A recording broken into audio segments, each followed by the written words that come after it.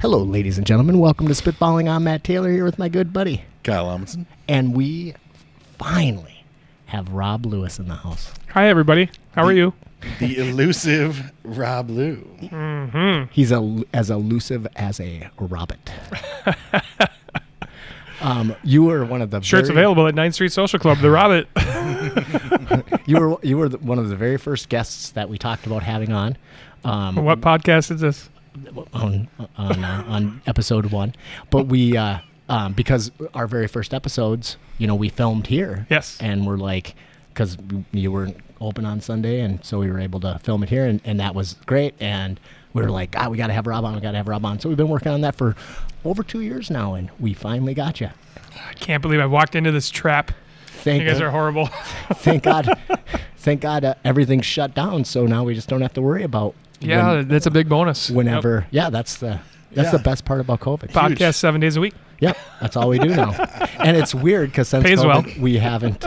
No, it does not. Ever since COVID, we've done very few podcasts actually. So we've been like averaging like one a month or whatever. Yeah, our stream has definitely been. This is 18 feet, by the way. Yeah. Well, 12. I've actually been thinking. We're good because we we all ran the gamut. Well, you and I have. Yeah. So so we and pretty damn recently. So I feel pretty safe with you guys' antibodies. Yeah. I like your body. Safer than I feel with your bodies, but I was thinking about that, and I'm like, should we be like trying to put more content on the channel, And then I started thinking about like my little prepper stuff that I'm always doing and shit, and I'm like, there's probably enough of those shows anyway. And I don't have a camera; I'd have to do it all on my phone, which would be ridiculous. Then again, I could always buy a camera. Yeah, I mean, It's Christmas. You can ask for one. Yeah, true, but they're expensive. You sit on laps. Matt's got a nice one here. Very nice. Yeah, we'll get it out of here. What I should do is, I don't know. Maybe we should put some more shows on the channel. Well, I keep on wanting to do more of the crazy shit Matt does, but those were fun. Then I never get around because I do a lot of crazy shit, but it's more work if you got to like film it and like plan it out and whatever. But I'll probably do some more. You could put a camera in the shop and everybody could watch it clean. That's it. Yeah. What is clean now? Very nice. So before we get into anything else, let's talk a little bit about what's going on with this place now. So obviously, you got a shit pile of apparel. Yeah, we do, and we have a lot less than we had last Saturday, thanks to everybody that came out. So it's a big deal. Yeah, that's awesome. And it looks like we're gonna have to take a quick break, and we'll be right back because Rob's got to sell some shit. All right.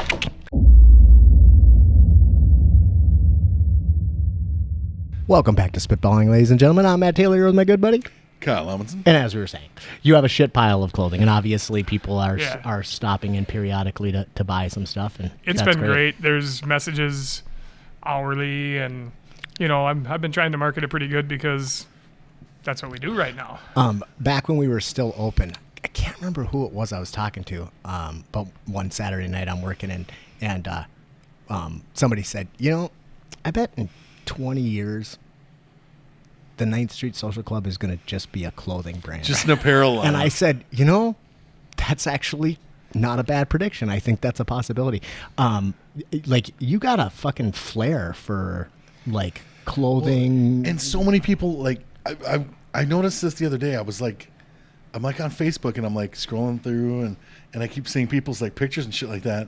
And I'm like, how many of these motherfuckers buy this? Buy Rob's stuff. I see it all over fucking Facebook. There would be times on Saturday night when I'd be working and there'd be, 30 people in here pre-COVID. And every single one of them had something, whether it was a hat or a sweatshirt or a T-shirt or something. Everybody had some kind of 9th Street Social Club apparel. So it's fucking pretty amazing. It's huge. When I was going to buy the bar, I wanted to do the tagline, Get Social. Right. And then I drove by the sidetrack, and I saw this huge thing on their little outdoor thing that said, Get Sidetracked. And it's like, what a great deal for them. I mean, get sidetracked at our bar. And I'm like, fuck. Yeah. And then Be Social came about, and Be Social is 20 million times better than Get Social. I think so, too. It just sounds better. It's got a better message to it. And there's a little message to it. It's like, don't just sit here on your phone, interact with each other. Right. Drinking is social. And if you ask somebody how they're doing, I don't care if it's good or bad. You got to listen to them and be there for them. You know, it's part of a. It's kind of well, it's not kind of a brand. It's a brand. One of the It's a huge things I've thing. always loved about this place, and it really reminds me a lot of like the Eclectic Cafe back in the day. And I always said like the Eclectic was so fucking small you couldn't help but talk to your neighbor because they were touching you. Yeah. Right. But that's the way it is in here. I mean, you can have a conversation at times, and the entire bar is involved in that conversation. Oh yeah. Because there's not that much room. So Right. yeah, Right. it's great. Yep. So it's awesome that the apparel's been going good, but like truthfully, this has been a rough time to be a bar owner. If you're Clinton Struthers, you can do that in a civic center. Yeah. No shit. That's fantastic. Take it down a notch, you fuck. Love you, man. Oh, that wheezy laugh though. Miss you. The wheezy teasy. I'm excited for Christmas with Clinton. But Man, I miss that. Are you doing the Olsen House? Yep. I mean, Meadows. I'm sorry. yeah, whatever the Olsen House. Yeah, It's fine. yeah. Yeah, we're gonna do it. Everybody's tested and cleared, so it's That's a we're gonna have fun small bunch, gathering. man. Awesome. It is a fun bunch. Yep.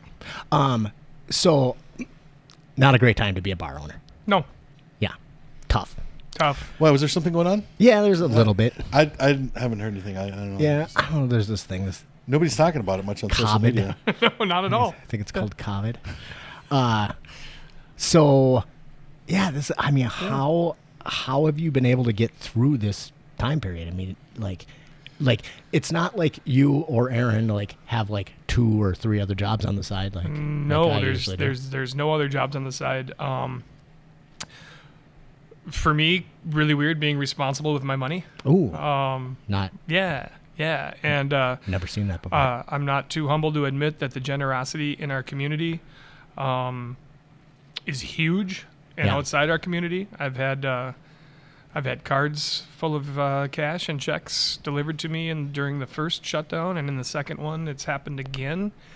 And like I said, it's humbling, but it's needed, and I like to pay it forward as much as I can. Which you do. Well, Yes, yeah, yeah, absolutely. do. but it's just amazing to see a community react to something and rally around us. And like, I'm not alone or special on that. I know others in this business that have had the same thing. I mean, the doctor that's been on this show bought a $300 beer for me on March 17th. He had one. And then he asked if he could have a free one after that. The gall of the man. He didn't. I forced it upon him. Cheap bastard. And things like that. Yeah, and when we opened back up from COVID, with our restrictions, which are super easy to Adhere enforce. to. Yeah. Especially in a place like this. I mean, this place is built to be shut down in the sense of there's fixed overhead. I've got some people that are willing to work with me to turn off some items that are monthly expenses that we don't need. And I don't, I don't have employees. Right. It's so, that's a big thing. So if we can take care of ourselves and budget some things, and I've got a unique situation with my brother. He helped me in the financial aspect of it. So he just told me, pay me when you get back on. Yeah. And I'm all caught up, and we're entering the second little pause, and we're great. And he's a really good person to work with, and it's a unique situation, and I'm not afraid to share those intimate details about people being super generous. And Well, and like a lot of people have asked me, and and I guess I didn't really have a true answer, but like, you're gonna be okay, right? We're gonna make it through this, and the 9th Street Social Club's not going anywhere. if I'm shut down to 2023, we can make it. That's what I like to hear. Okay, so I'm I hope- opening up. Nobody's God, I taking hope this we- away from me, and I I- understand why we're shut down. I'm not naive to it, but fuck it, this place is going to be here, and Yeah. I'm very, very passionate about that. We've got some stuff, and So, what did you do to Governor Walz to make him single you out and just try to go after you so viciously? well, I egged his house, and then his wife was here one night, and Aaron flirted with her. I can see that. yeah. It's yeah. Well, that is good to hear, Rob. Because I got to tell you that this place. I mean, I think well, it's a special place, you know, for a lot of people, and but for me, I feel like it's home, and I would hate Love that. for anything to ever happen to it, and I'm just grateful that you made the leap. Let's talk a little bit about that. So Sure. you used to be, you sold me my only new car, Yeah, that's right. A Versa. Nissan Versa, 2000.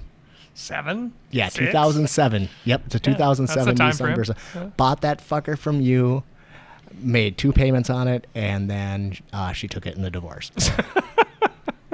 I actually recently got the fucking thing back. Like her ex-husband, her next ex-husband called me and was like, "Hey, do you want this fucking Versa?" And I was like, "Fucking right, I do." Yeah, I do.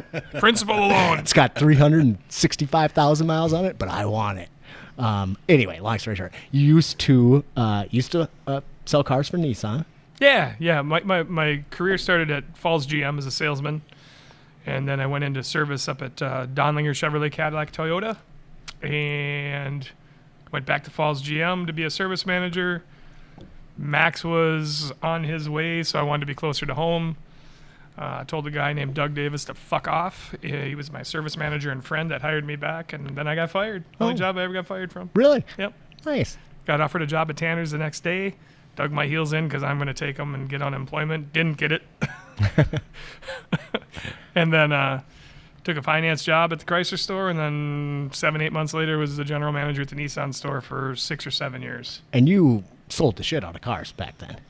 Yeah, it was a great time and a great product. It's really hard not to be able to sell a Nissan, a Toyota, a Honda. I mean, they Right. sell themselves, and they're an informed buyers, so they come in, they know what they want, and Yep. you just guide them. And Yeah. then you were kind of a victim of the last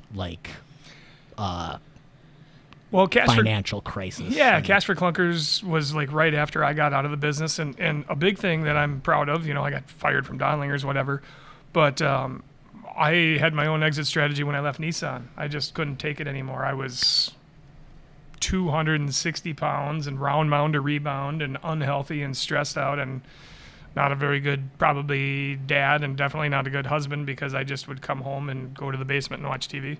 Right. And in between those times, I'd go to Shep's and drink. Right. So Shep had a guy named Rich Lentz that was quitting the job, and I just said to Shep, I go, "Hey, do you think I could make like this amount of money?" And he goes, "Well, talk to me tomorrow."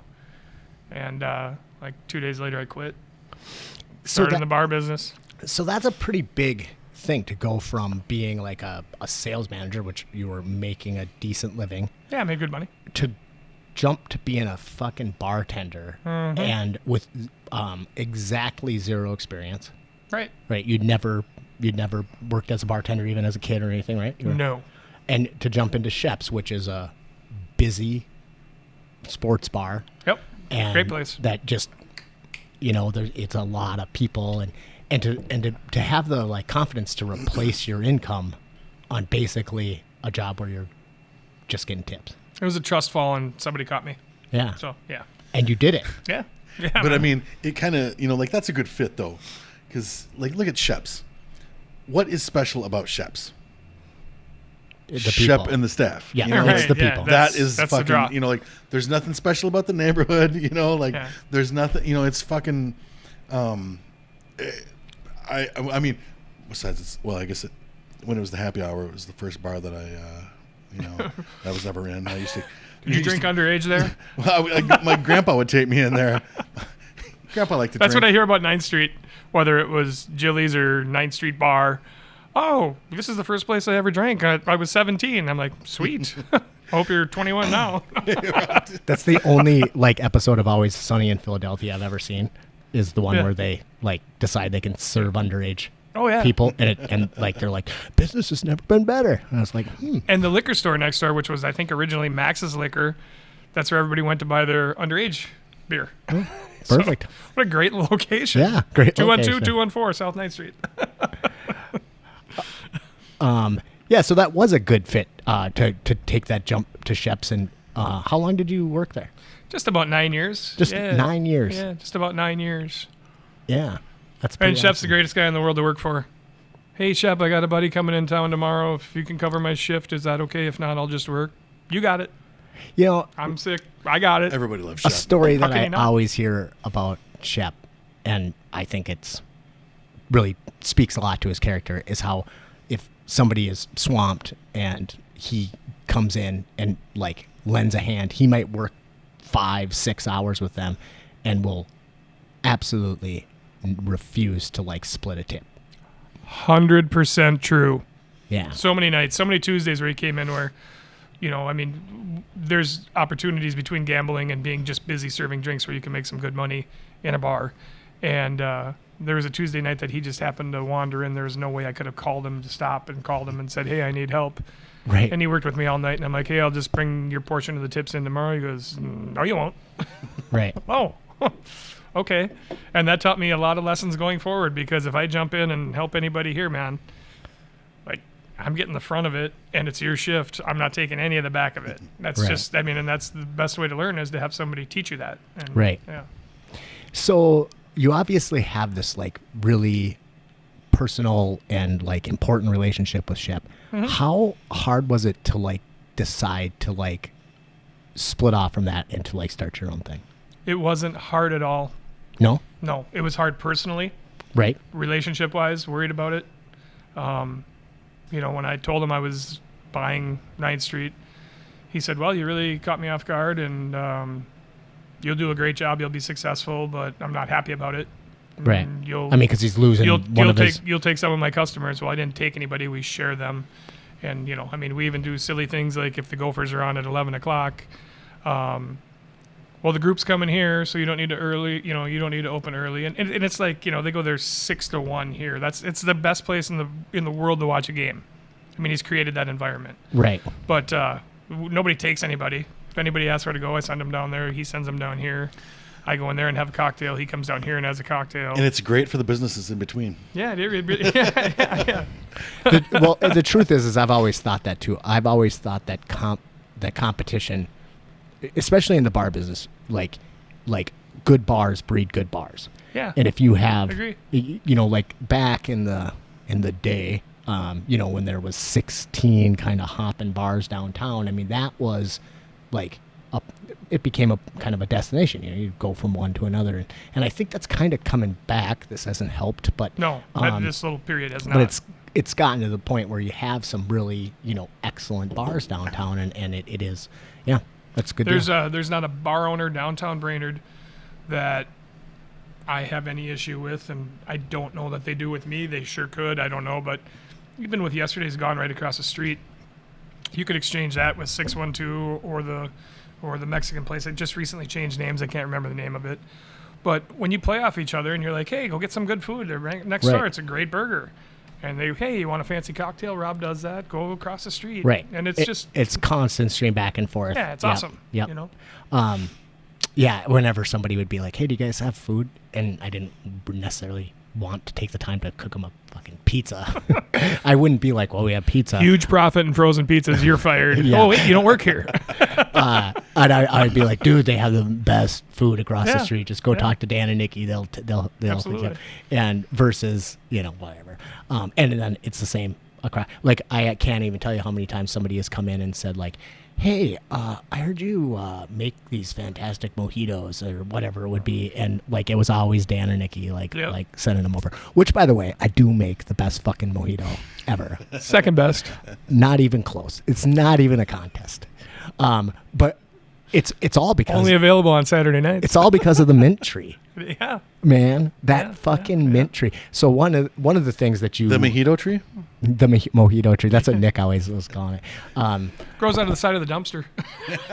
It really does. I actually have a friend that brings one in every year, and that's very, very, very kind. It is. It's amazing. And one of the things you coming into this is you wanted to do like craft cocktails. You didn't want to skimp on anything. You wanted to have it be like, I mean, the cherries that we have are like really fucking good. Absolutely. You know what I mean? So everything is like Expensive top as notch fuck, too. and Yeah. expensive. Yeah. And and the prices are reasonable, but they also like reflect that it's not you're not getting the $3. It's Any not, drink you get here that like just say the highest one we have is probably a $9 drink, right? Unless it's a specialty aged Scotch, which we have too, but it's $15 on the lake. It's $20 in Right. the cities. It's actually even $20 in the cities because those places will not open for various reasons again. Right. You know, it's unfortunate, but yeah, no, it's a really affordable, great drink here. We can make anything between. I mean, Matt's done this way longer than I have, so he's got a deep playbook, and it's fun. It's fun to see that, and I get a little jealous. No, I'm competitive. I've never. I haven't done it longer than you. Not even close. I mean, You've been in the industry I've longer. been a barista. You're not as good, but I'm not. You've got fancy motherfuckers like me that have really discriminating tastes. Hands down. Harambe. Hands down, I am not as good of a bartender as you. That is 100%. I can admit that all day long. I make a way better mojito. It's not even comparable. We will have a contest. Mine's more diabetic. His is more authentic. It's perfect. I like to muddle. It's perfect. It's a natural motion. Hey, so actually that was part of a comedy routine back in the day. I was talking about how men get kind of insecure about like using sex toys in sex. Sure, Right? yeah. Because they're afraid that like, oh Jesus Christ, if she like finds that dildo, like she's not even gonna need me. And I was like, that's so much bullshit because it's all about ergonomics. Take that, try to do this for 15, 20 minutes. You can't do it. But this motion, I've been practicing since I was 14 years old. Anyway, That's great. I thought it was pretty good. Yeah, I had a whole fucking sex How long have you toy been working on that routine. thing? Well, since I was 14. I was going to say that's a 20-year-old bit. It is a 20-year-old bit. It is a 20-year-old bit. Oh my God, I'm so fucking old. Yeah, we're getting old. We are. I think that thing's a 47-year-old bit. That's true. So this is our Christmas edition. We probably won't be able to get another podcast out before Christmas. So We even have a poinsettia to the left. To your right. do you? That's over there. Huh. I think you moved it there. I like poinsettias. It's like I'm not a Christmas guy. Don't have them around cats. Really? Why? I think they die. It's poison to them. No, Really? that's good. Positive. Have them around cats. Oh, I can't bring it home. We have a plethora. I'm bringing it over to Thargs after this. I'd like if Bob could Poison Bob. poison Bob. Put in some catnip. The slow roll. So if you out there are looking for a last minute Christmas gift, message Rob or Aaron and come get some 9th Street Social Club paraphernalia. Yes, please. Paraphernalia. Please keep Like that. Messaging. Yeah. Anytime. Anytime. Day of or the night. Day or night. I got nothing going They on. got nothing going on. Truly, I don't. Truly, they so don't. I can be here. But speaking of Christmas, I wanted to talk a little bit about my shirt. Yes. Love it. So Just watched that again the other day. I love it when Chris goes that fucking saucer. He sprays at it. So Meta, I don't know, Meta, my lovely girlfriend, she's a junkie. I don't know if you guys know that, but bitch got a problem. Christmas junkie? No, she's addicted to these fucking shirts. They're called Roosevelts, and they're like, it's this online company that like makes these really weird designer shirts, and they license all of these different things. Sure. And I got to admit, they're cool. She got me a really cool Parks and Rec one, and I got another one that was. Do they have that's- bigger sizes? Yeah, they come in all You sorts should of sizes. consider one. Oh my God, we're fighting now. So she messaged me the other day and was like, "Hey, I got our Christmas shirts," and I was like, "Our fucking Christmas shirts? All right, whatever." And so I didn't know whatever. Okay, so I thought I told her the story, and I really think I did, but I fucking hate this movie. Oh, do you really? Oh my God, yes. When I was married to Jess, every year we would go over to her parents' house on Christmas Eve and do the fucking Christmas thing, and they would watch this movie So it's not the over movie. and over and over again. It would get done, and then they'd just play it again. Loop. I fucking hate this movie.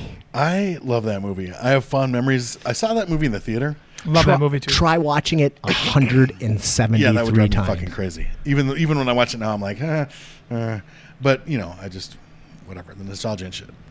So I was watching that movie in the theater, and I was reminded of that this last time that I watched it. You remember the scene where he's really awkwardly talking to that hot girl in the store?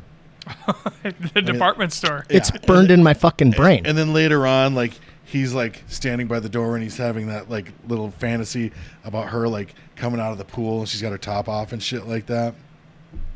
So during that scene, we're sitting there and I think must have been in high school. Yeah. And like high school, junior high, some shit like that.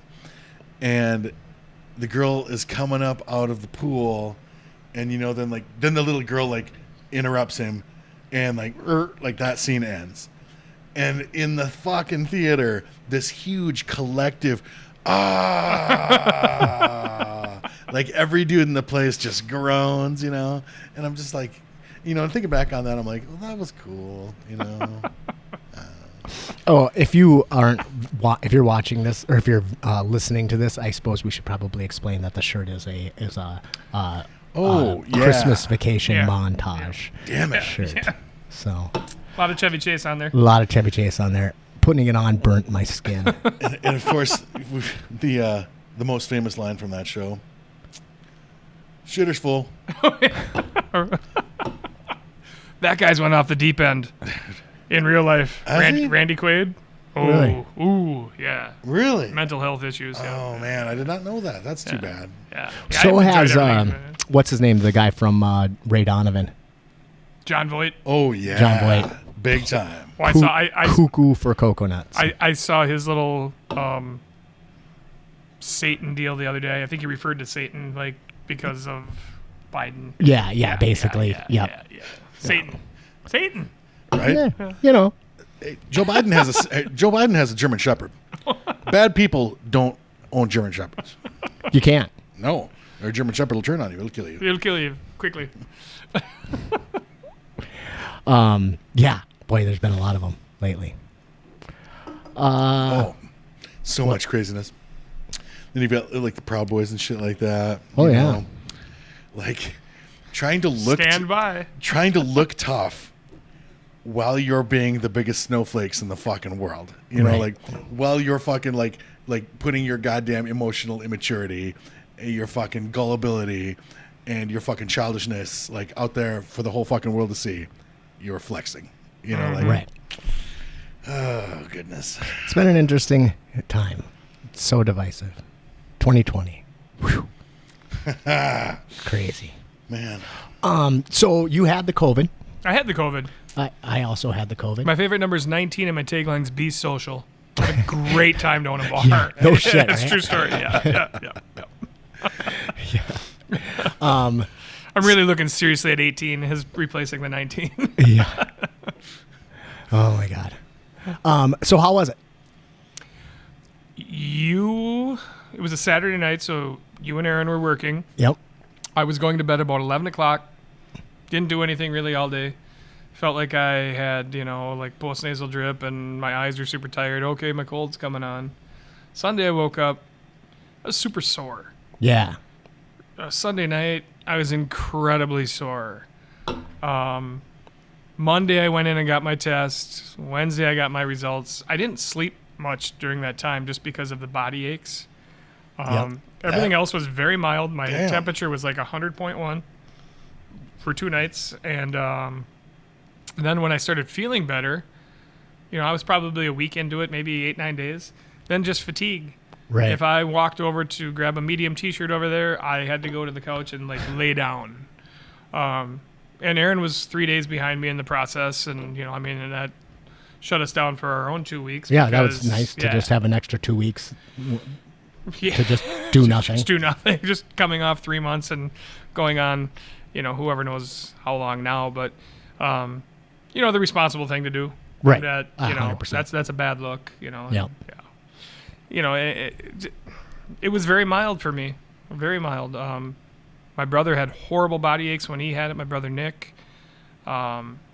And I've known a bunch of people that I've known some that have been in intensive care and had, major things going on, and super scary. And it's just amazing how it, and some of the people that got really sick, they don't really have underlying health conditions. Yeah. Do you had any lingering effects? No, not that I know of. And I was a really rare deal too, like where I always thought these things coincided, but I lost my smell, but I could taste. Oh, interesting. Which is really strange. Interesting. I use Irish Spring, and couldn't smell it, didn't taste it, but then went down and had a nice breakfast and some waffles and bacon, and I could taste that very well. Yeah. That's interesting. Yeah, because really they strange. should be. And everybody's be like, "You're lying." I'm like, "Caught me." Right. Okay, whatever. So I got it just a couple of days before Thanksgiving, which was a really great timing because everything was closed down. The gym was closed down, the bars were closed down, so I was like, "This is a good time to have it." And I got to, same thing. I had a little bit of, I had body aches and I felt feverish, and I had just a slight fever, like 99.9, which isn't even really a fever. But I'm like, all right, I went and got tested and came back positive. And really, I have shit for symptoms. I was pretty, I had a little bit of a cough and a little bit of a runny nose and just kind of felt run down, but very mild. But I totally quarantined. I held up at the shop and totally quarantined from Meta and the kids and everything like that. So, it actually worked out pretty good because we hadn't seen each other for a couple of days. So she didn't have to do her big quarantine thing that she has to do through the school. So it worked out okay. But, then I was right at the end of my 14 days. So I was on day 13, ready to rock and roll tomorrow, and then fucking got hammered. And I've heard that in that 10th or 11th day or whatever it is, where a lot of people take a bad turn. I high fever, the worst body aches I've ever had. Yeah, they're just brutal. Brutal. Man. I couldn't. It's like growing pains as a kid below, hip down. I couldn't get comfortable, and then and you're laying in bed and you're pour a drink. I don't know if I could because I couldn't do the motion. My shoulders were shot, and I didn't get out of bed for 4 days. Yeah, and I mean if I have to have coffee or else I my head will explode. And I literally had to message Meta and be like, can you run to the grocery store and get me a bunch of those Starbucks espresso shots? Yeah. Yep. And throw them in my quarantine room and run. And bring me a needle. Yeah. So I would, and I was sleeping ish, not really sleeping though. Laying in bed but not awake, but just with these racking body aches and fever. Oh, and then sick dreams are I'd wake so up awesome. and slam a fucking espresso shot so my brain didn't explode, and then go back to sleep. It was rough.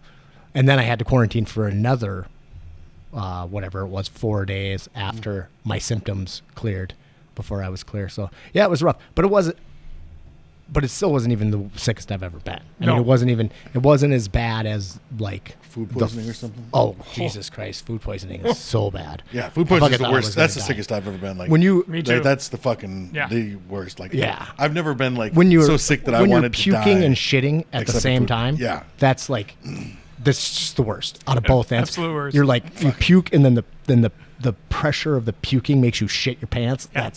That sucks. Yeah. Wasn't that bad. Kind of a low point. No, 2 years ago, I got a pretty bad flu. It was actually shortly after Meta and I got together. I got a really bad flu. I remember I was that. down for 9 days, just really sick, and and had to fucking work Saturdays. Yeah, but I couldn't. The thing is I hate it if I can't breathe, through my nose, or if I'm coughing and whatever. And I didn't ever really get that with COVID. I got a little sniffle and a little cough, but that was about it. But it's been, I don't know how long it's been now, 3-4 weeks since I've been off quarantine, but I still have a lingering cough that just won't seem to go away. And then I also have a little bit of fatigue. Do you have smell and taste, or did you? No, I never lost my smell and taste. Though I've I didn't heard get that's out of something that bed. lingers I on didn't get with out of people. bed for 4 days, so I didn't eat or smell anything. Right. I didn't smell good though. But I feel weaker than I used to be. I'll go pick something up and then I'll be like, oh, like I'm, just, but I think that's just the oxygen level coming back or whatever. So, but yeah, it's not a fucking walk in the park. Nope. It wasn't fun. Nope. I'm kind of, I have mixed feelings, but I'm kind of glad that I've gotten through it now though. Oh yeah, absolutely. And I've noticed that that I felt underlying fear beforehand. And, you just a little thing, like you're going into the gas station or whatever, and you would you do all the right stuff. You mask up and you sanitize your hands and shit. But it'd be like, is this where I'm going to get it? Right. And I didn't realize I thought that until after I recovered from COVID. And now I mask up and be like, I'm bulletproof, bitch. You know what I mean? Like I have this feeling, and that's nice to have that. Yeah, because I haven't heard anyone. So a lot of people have got it twice, but I've never heard of anyone getting it twice really close together, like less than 3 months or whatever. It's kind of weird how that 90 days is pretty accurate, because the people that I've heard of, which is just a couple, but they had that extended time. I mean, and then the second time was, in both cases, was much worse. So really, I never heard about that. Yep. Damn. And that's just okay. This is a typical Brainerd story that I'm doing right now. It's just hearing that through friends of friends, because I don't personally know these people. Sure. But what was shared with me, yeah. I looked it up and basically looked up, if you can, what's the likelihood of you getting COVID, a second time. And from what I hear, very unlikely, especially within that 3 month period, but you have the antibodies. And if you do get it a second time, your symptoms are typically much less, but that doesn't necessarily, Much less, okay. that doesn't mean that they are for everybody. Sure. That's the problem, is that we are in the world of the unknown. It's novel and so on and so forth. But, Right. Spanish turns out there was flu- some stuff we didn't know about it. Oh yeah, there's a bunch of shit you didn't know about it. So you were wrong. You didn't know that shit. like the Spanish flu, Open it up. went through Tyranny. That was beautiful. the Spanish flu, its first run was bad, but it wasn't that bad. And then the second coming of the Spanish flu is what really fucking killed everybody. But the people that got the Spanish flu the first time typically didn't get it the second time, or if they did get it, they got a very mild case of it. So it was actually people that didn't get sick the first round that got fucking ravaged the second round. Yeah. So I'm looking forward to taking the vaccine. I've had people ask me, and of course on social media, people are talking about the vaccine a lot. are they? Can we pick where we place the chip? Right? I'm just Because Billy Bob over there at the fucking trailer park a couple of blocks away, the government needs to know where he is all the time. They're going to chip him. That's how they're going to keep track of, whether he's over at his cousin's house. he's just off Highway 10 right before St. Cloud. He's at the meth lab. The pleasure is pure. He's over here he's over here singing karaoke. But now I saw a lot of the people that are so scared of the vaccine, they're like, because there was in Alaska, there was a lady that had an adverse reaction to it, an allergic reaction to it. And people are like, oh, see, I fucking told you. And I'm like, and I see it, I'm starting to see that a lot. Yeah. And I'm like, yeah, that was horrible. She reported some difficulty breathing, shortly after getting the shot while she was still there. And then they had to give her an antihistamine.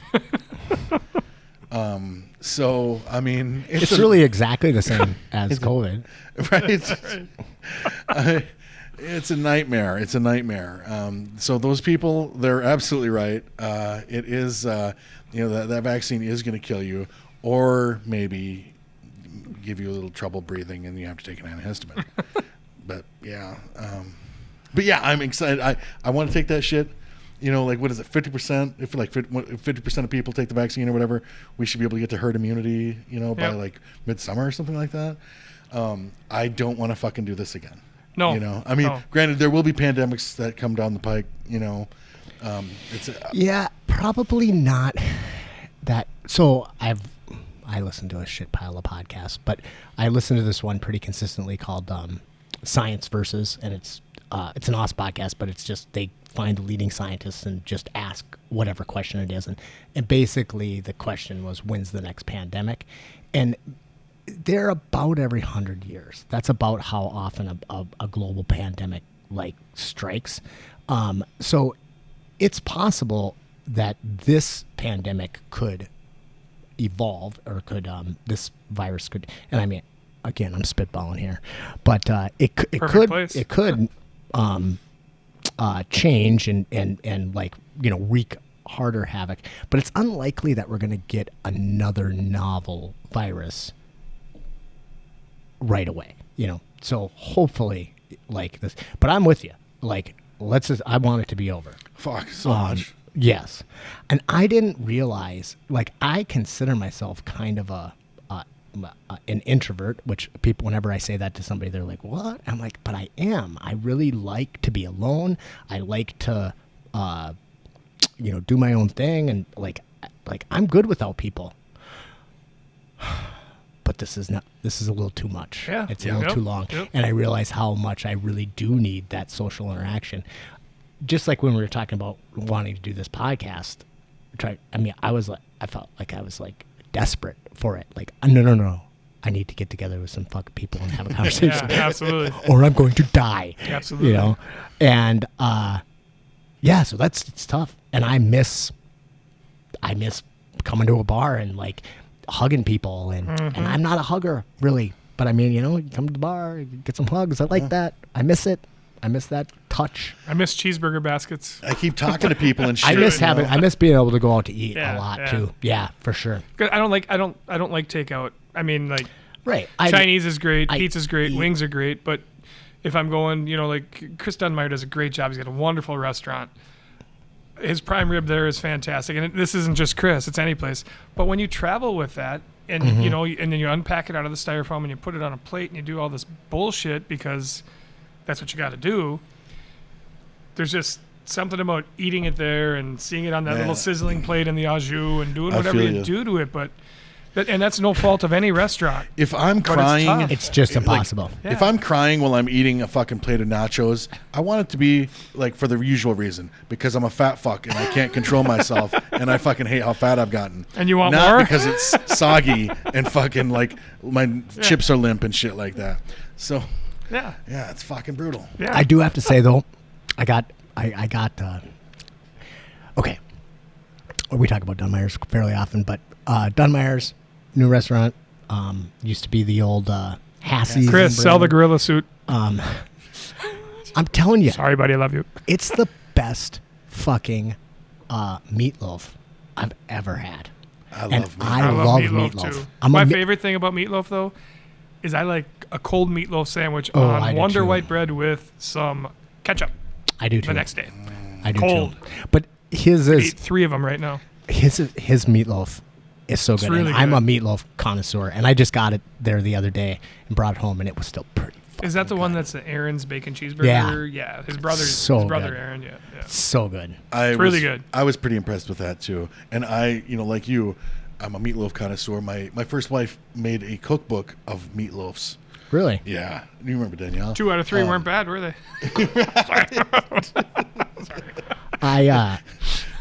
Yeah. I mean, I grew up. We were Third poor marriage, growing up. first wife. What's that? I don't get it. The other ones were husbands. Just go hang out by yourself Okay. again. I had to work it through. The first 2 were husbands. All You know, right. But yeah, I agree with you 100%. It's just not the same taking food to go. I try It's tough. to. But pizza, wings, and Chinese food, fuck, it's great. Yeah. PJ's been fucking killing it. I'm over addicted to there. his chicken tenders. I those are it's so good. Whatever, it's the best fucking chicken I've ever had in my life. Yeah, I don't know what he does to it. I don't either. I I think don't want to he know. makes sweet love to it because it is good. whatever. But I went over there the other day, So good, man. ordered some pizzas or whatever, and went over there. And I'm like, fucking parking lot is full, Yeah. right? And then, like, the fucking parking lot is full, and you can't go in. No. You have to sit in your car, bring and it they out come to out you, and bring yeah. it out to you. And I'm like, Jesus Christ. And then I see later that they ran out of dough and had to close afterward. They were that fucking Yeah. busy. Yep. So it's Fuck like, yeah. it's super That's great. beautiful. But obviously that's not a possibility for every restaurant. No. I mean, the 2 and 8, which I love as well, PJ's restaurant, it's much harder for them. You know, it's not wings and pizza. No. Wop. Have you guys seen that? What? Because of Chris Dunmeyer, I watched Hop or Hap. Oh, yeah. Yeah, that was great. What was that one? Hard ass penis. Hard ass penis. Oh. I just watched it Oh, this I morning gotta- because they were corresponding. There's this That guy's great. there's in that this video big too. gal on YouTube who does a parody of it. She's like does parody songs, but hers is wings and pizza. And Okay. she's like sitting there, she's going, put the roll in my mouth, put the roll in my mouth. And the video for it is fan-fucking-tastic. Well, the best part about the HAP is when he and forgive me, I watched it one time, but he was take that big fat ass and put it on this little or on this huge sausage. I butchered that guy. Sorry. Yeah. Instead So- of the Big Mac truck in his little garage. Rob's going to come back for our 100% karaoke episode. Yeah. Rob can You remember actually anything in do- sports and can't remember any line from any movie ever. You do a fantastic job with karaoke.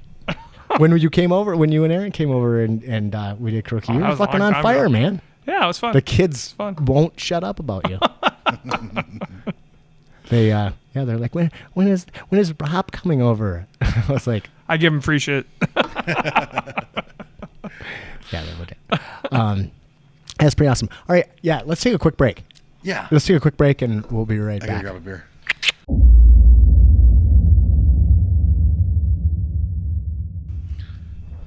Welcome back to Spitballing, ladies and gentlemen. I'm Matt Taylor with my good buddy. Kyle Amundsen. And of course, we got Rob Lewis in the house, in his house. Hello. In the 9th Street Social Club. Hello. Hello. It's so good to finally have you on the show. Well, yeah, thanks for having me. Sorry I was evasive. Man. It was Matt, not you. It always is. You, He talks too much, and every time you're saying something funny, he comes over the top, and I just couldn't handle it. So. That fucker. Want to switch spots? I'm about to get choked out. it's a possibility. So recently, so I had the COVID. Yeah. Yep. We talked about that a little bit. And like I said, during that 14 days, I isolated myself in the shop, which gave me the opportunity to clean it, which is great because it needed to be cleaned. So I have the shop. It's like 40 by 60, and it's like my creative space, and I love being there and I love working there. But I just fucking had it clogged with shit and wasn't able to do anything. So I took piles of garbage and got it all. So I have been. I saw a lot of little trailerfuls in the alley. Yes. Yeah. Yes. Yep. So it's been really good to have that space again, and now I can actually do some work. So I've been doing a bunch of cool little creative projects, and recently Meta sent me a fucking design for some little Christmas tree shelves right up my alley. You know exactly what I wanted to make. But she's like, "Will you make?" Did you wear the shirt? No, I wore the shirt in the shop. If I wear the shirt, they're holy sacred to her. If I came back with a little Church shirt. it's a church shirt. Okay. Yeah. It's hard to say. It is kind of hard to say. But so I whipped up 4 or 5 of them. And do you guys know what waffle is? Not like waffle stomp? no. No, It's this. There's this thing on Facebook. Oh, yeah. And I've talked about it before, but what it is you sell the thing on the waffle, or you raffle it off. All right. So she put the tree up for $50 or whatever. Oh, it I was. have heard of this. And then people can buy a slot for whatever price. So it's, I don't know how much she did, $2.50 a slot. So you could buy one slot for $2.50 and you have a 1 in 20 chance of winning it, or you can buy 5 or 10. So or it sells out when the whatever. slots are filled. Yep. And then you have to do the raffle, and there's a bunch of rules involved, and you have to do the raffle live, right?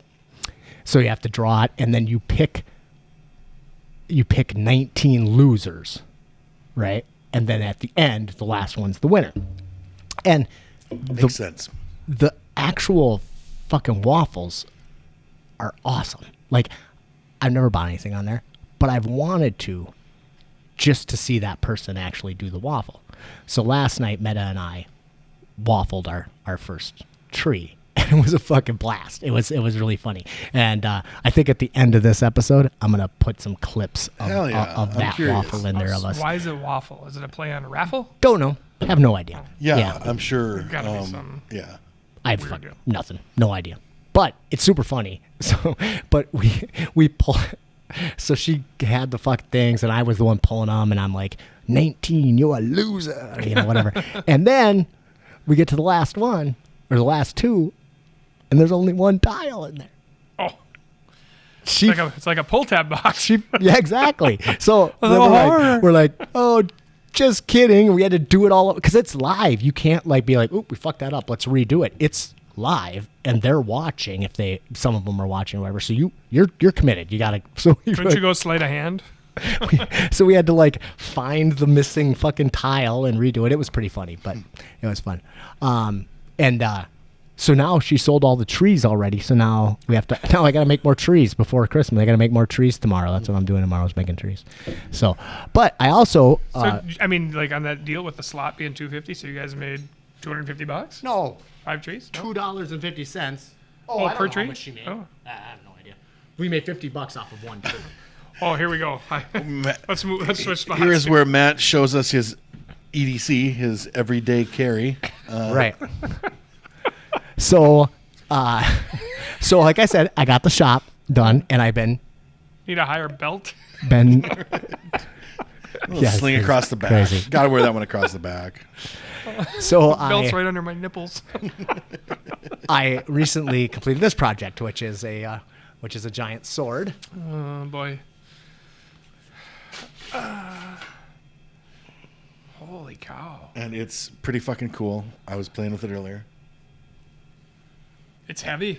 But it's not that And I heavy. held the sword. No. Like for a sword that Not size, one it's this actually big. really light. And No, but I mean, that's. yeah, it's You're wielding, it's it real. tells you a little something about when they were swinging those things. Yeah, this is a pretty Yeah. like this would be like Has Tharg seen that? no, Oh, I'm really looking forward to show it to him though. This It's would like be like a cosplay type sword. kind of well, if like there were swords this big in Japan. Put this back over here before you don't kill anybody. But it would be like a We should leave that here. a daido, I said get out. which would be a sword that would be used for a ground troop to slay a horseman, right? So they're giant swords that whatever. But yeah, I just wanted to make the biggest one I could out of the material that I had. But the way I made it was kind of interesting. I was looking at some different stuff, and I mean, I have a forge and I have a. But I mean, dude, Did you forge that? forging Yeah. a sword is super difficult. It looks like a lot of work. It's an need to enormous amount press of One work. of my shit like honestly, that. one of my I didn't mean to cut you out, but one of Oh, my it's favorite what we shows do. is Forged in Fire. Yeah, I we were love just that talking fucking We were show. just talking about that. Yeah. I could watch it all day long, and I'm never gonna do it. Oh, that's not But necessarily I'm, true. But I'm You- so impressed you with what might. these guys do. Yeah, It's very difficult though to make a sword Yeah. because there's just a lot of stuff that well, it goes. just feels like there's so much disappointment. When Yeah. they, what is it? Is it the tang the or the when you dunk it, yeah. the tempering, Yeah, well, like they have he's going in to do this, or she's going in to do this, and they're and all of a dunking. sudden it goes clink. Yep. That's the problem with a sword. Oh, the tang is the The thing tang is the thing that where goes through handle the goes up. handle, Yeah, yep. yeah. But And it's the, delicious. The problem. Astronauts love it. Oh, I was gonna say that's the taint, but I actually thought that's where you were going. With That's that great. one. The difficult thing with a sword is when you forge it out, then you have to temper it, and there's a lot that goes into that. And I'm not that good at it. Like I don't have that many hours on the anvil, So I kind of cheated this one, and how I did it was I took a huge saw blade, like one of those two-handed big old saws, and I cut the original blade out, and then I cut the inner blades out, okay. and then I welded the backs together, and the whole time I did it, I kept the metal cool, so when I'd cut a little bit, and I'd cool it down, I'd cut a little bit, so I never wrecked the temper of the What do you do original to saw serrate blade. it? Just on that grinder? back. Yeah. Yeah, so I welded up that back, and then I just serrated it with an angle grinder to kind of get that, to cover up my shitty weld, is really what it is.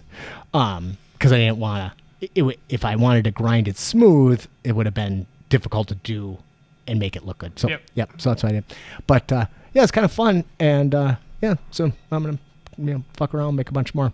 I tried making a long sword. I don't think it worked out. It's very difficult to weld up the middle. But anyway, yeah, so it's kind of fun. That's really cool. So, yeah, I thought it was kind of cool. So I'm just going to carry it around. Do you I ever don't do know why any you- chainsaw art anymore? I haven't done much. I made Meta a mushroom a while ago because we had cut down a tree but yeah, I haven't carved a bear in a while, and it's I think the problem is I don't like chainsaw art. I think it's fucking ugly. Yeah. Even if you're good at it, I don't like it, and I'm not that good at it. Yeah. So for me, it's like I can do it, but I think the art is ugly. I see that shit and I'm like, that's impressive. I would never want one. in a fucking chain. No. You're not in a minute. Though There's a real beauty on Oak Street. Have you seen? I think it's a hair salon in a house, and it's this tree that's about 10 foot up. It's got a woman carved with like curlers in her hair. Oh, like really? A blow dryer. Oh, I have seen that. Yeah, not great. No, but not the piece I would choose. I'd go for the bear, I think.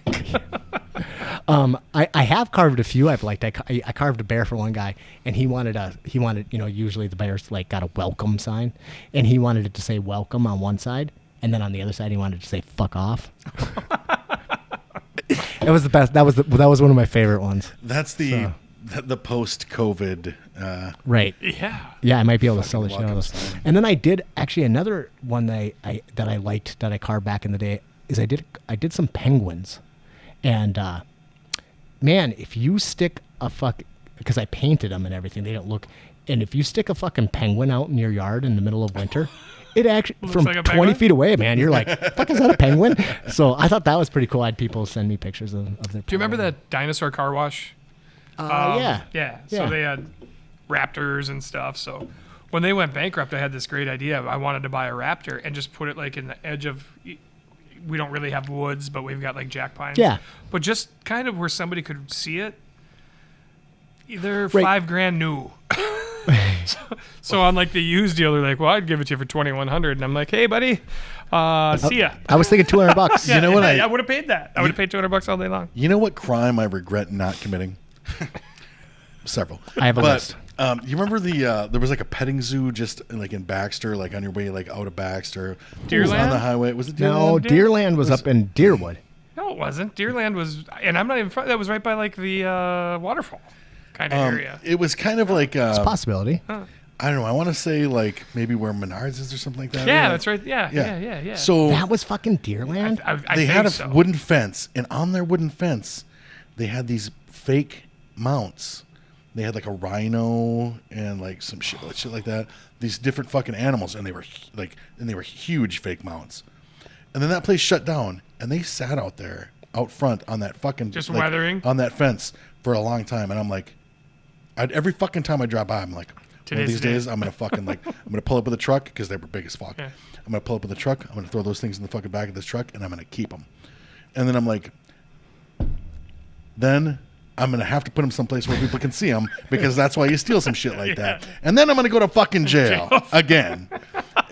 And more stupid shit, like. So maybe that was like right around the time I was starting to grow up. I don't know, but I didn't do it, but I regret not fucking doing it because I'd bust them out now and be like, "Suck the statute of limitations, bitches!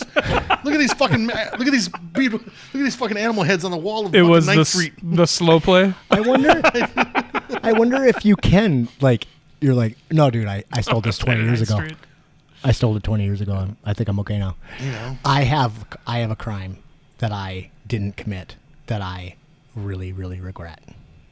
So I went to Luke Borkenhagen's wedding. Yes. Yeah, I was there. So yes. So I don't know. Actually, we never really talked. So how I originally know Rob was that I had a fairly long-term relationship with Rob's wife's sister. Yeah. Jables. Jessie is her real name, but I always called her Jables or JB. Anyway, and so her brother, Aaron and Jessie's brother, Luke, got married, and it was a fucking really cool place that they got married. It was like an old, like, Boy Scout camp or something like that. Yeah. It was like in Chisago or something. Like, middle of fucking nowhere. Yeah. And they rented the entire thing. So everybody had their own cabin. They, like, you had the run of the place. And it was a fucking super cool place. And at that point, I was getting ready for my first fight that didn't happen. So it was like, oh, that's right. But I was in great shape then. That was probably the best. I just had turned 40, but I mean, or a little bit past 40, but yeah, I was in pretty good shape. So I was trying. So whatever, doesn't matter. But that does actually make sense of the story.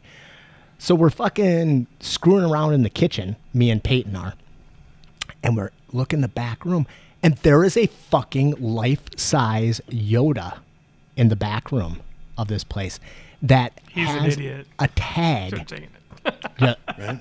dude. It was in a fucking closet, dude. Like, really, seriously. I wouldn't even say stealing. You I would hadn't say drank enough. Rescuing? Because if you drank enough, Rescuing. you'd be like, yeah, this is a rescue I mission. wasn't drinking because I was getting ready for that fight, and you're probably 100% right. That should I be told what I'm Jables doing. I was taking it. I said I'm taking this fucking Yoda, and she's like, "You can't," and I was like, "Yes, I can." There's nothing that can. But no, she fucking won. So I was super pissed. But She always did. It was like an original. It had like a fucking tag on it that was like a 1976 Lucasfilms, whatever. This thing was worth $1 million. Yes. Plus, I would have just loved it and just kept it and loved it and hugged it and played with it and let it It would have sleep been with back me. there. It would have been. So I guess 100%. I guess the moral of our stories is, if you see something that you want to steal, you better steal that Just shit. take it. That's the point. Take that shit. Pay the iron price. Fucking take that shit home. Make it yours. Don't you'll regret it. A lifetime of regret over not stealing shit. Don't be that guy. I told you that I told the story here before, but the one night where I was at Liquor Pigs and somebody stole my fucking jacket and I didn't have a jacket, and so I made Tharg go. I'm like, Tharg, I need to borrow a jacket or a fucking blanket. I mean, I'm gonna freeze going home. And he comes down with his Jedi bathrobe. That's how I remember you telling me Great this. Jedi and I was like, right on. So I fucking wear it, and I owe him a Jedi bathrobe. Was he wearing his Chewie coat when he brought it to you? I must admit so. And then I ran into Powers. Jason Powers on my way home, and I walked into the bar. I walked into YG's because for last call, and I'm like sit down at the bar, and he looks at me and he goes, "May the force be with you," and that's it. No other reaction.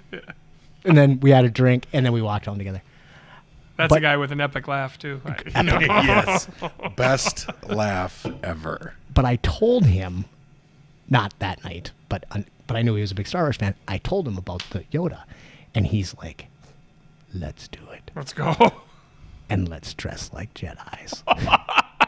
And I'm like, We'll need another robe. this is a fucking film in the making right here. Like, documentary film right here. Fucking rescue party. A lot of people will do fan fiction, but can you do a fan mission? Right, exactly. And the thing is even if you get arrested, right, your defense is like, we had to rescue Yoda. Like, what fucking court in the land would convict you? Correct. Right? Probably Crow County. But other than that, To the full extent. But I was like, yeah, Right. Right. You can't give me life in prison for this. Watch me. We don't have the death penalty. Dun, dun, dun, dun, dun, dun, dun, dun. I went so far as to write a script for it, to shooting the movie, and then and then at the end of it, we were going to be held up in the fucking Boy Scout camp with Yoda, and then of course Powers' character, he was going to be like, we got to go down with it, and then he was going to whip out a fucking real lightsaber and run out there. I thought that'd been a good ending. steal the ending from fucking Butch and Sundance.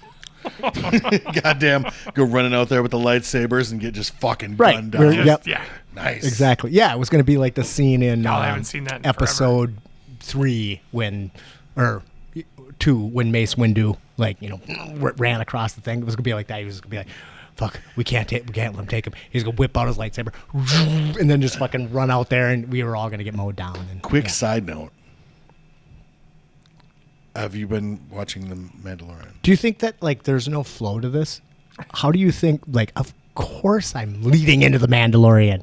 Why else have all this conversation? Because Yes. we spitball. We're all over the fucking place. Have you watched an episode of our show?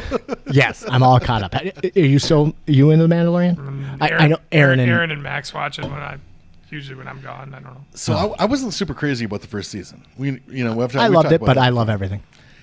Now the second season, Explain this dope. creature name. Okay, so The Mandalorian. He got a gift a year It's ago. It's about a chick named Mando. She drive a DeLorean. She drive a DeLorean. You're not even you're so far from a Star Wars fan that how do you even explain The Mandalorian? But in a nutshell, here's what it is. It's about it's exactly the same as Kung Fu. Remember Kung Fu? David Carradine. David Carradine Horrible show. Never watched it. went from town to town, Watching Rudy. rescued people. It's basically And like isn't it a the prince serial from Game Western. of Thrones too? Like the really cool prince. Yeah, Like, who wears not a the fresh prince, fucking but he's pretty fresh. helmet the entire time. Oberyn Martell. Yeah. Yeah. yeah.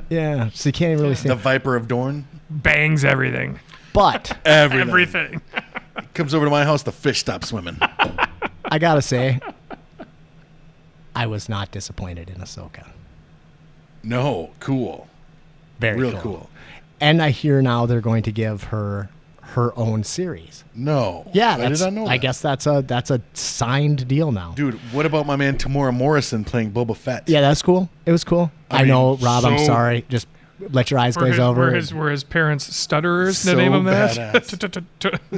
What, Boba Fett? No, tomorrow more. Oh, Tamora Morrison. Yeah, okay. He's No, really, it's interesting. he's one of Tamora? New New Zealand's greatest, or probably New Zealand's most recognizable actor. Oh, really? Yeah, he was in They're COVID free now. a movie called Once We're Warriors that I was a big fan of, and he's been in fucking all kinds of cool shit since then.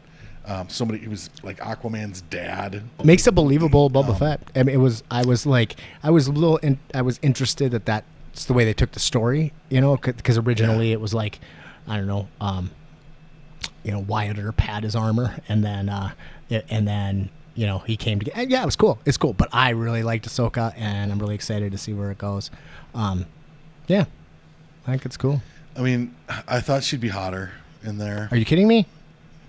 Well, she's got those big things on her head. That's what Ahsoka looks like. I know, but I thought as Rosario Dawson, I was expecting, but then I was like, she's got those big weird growths. Okay, on her head. one thing that's weird. One thing that she was wearing quite a bit of clothes. It's also true. That's perfect. Okay.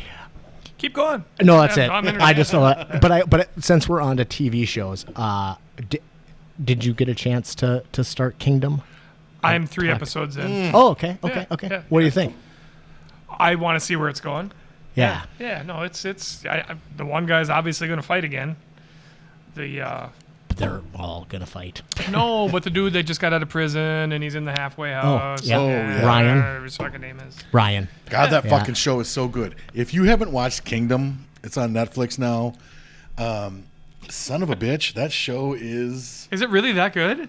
awesome. It's really good. It starts slow. Awesome. It does. It's not. It isn't. It's like it's definitely a drama. All I was looking at, I'm like, that's Diego Sanchez. Yeah. Yeah. Yes.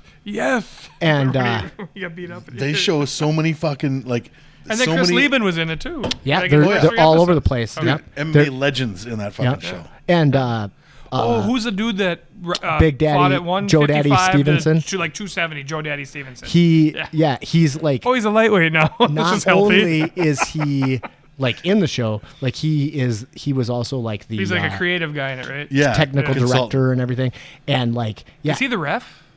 no, he's the No, Joe Daddy Stevenson's like on the team. Oh, okay. He's the jujitsu guy on the team of. Maybe just 2 episodes Maybe in, but straight- no, it's interesting. Yeah, I think that you'll get. There's some good-looking women in it. Yeah, and even Meta, fucking loved it.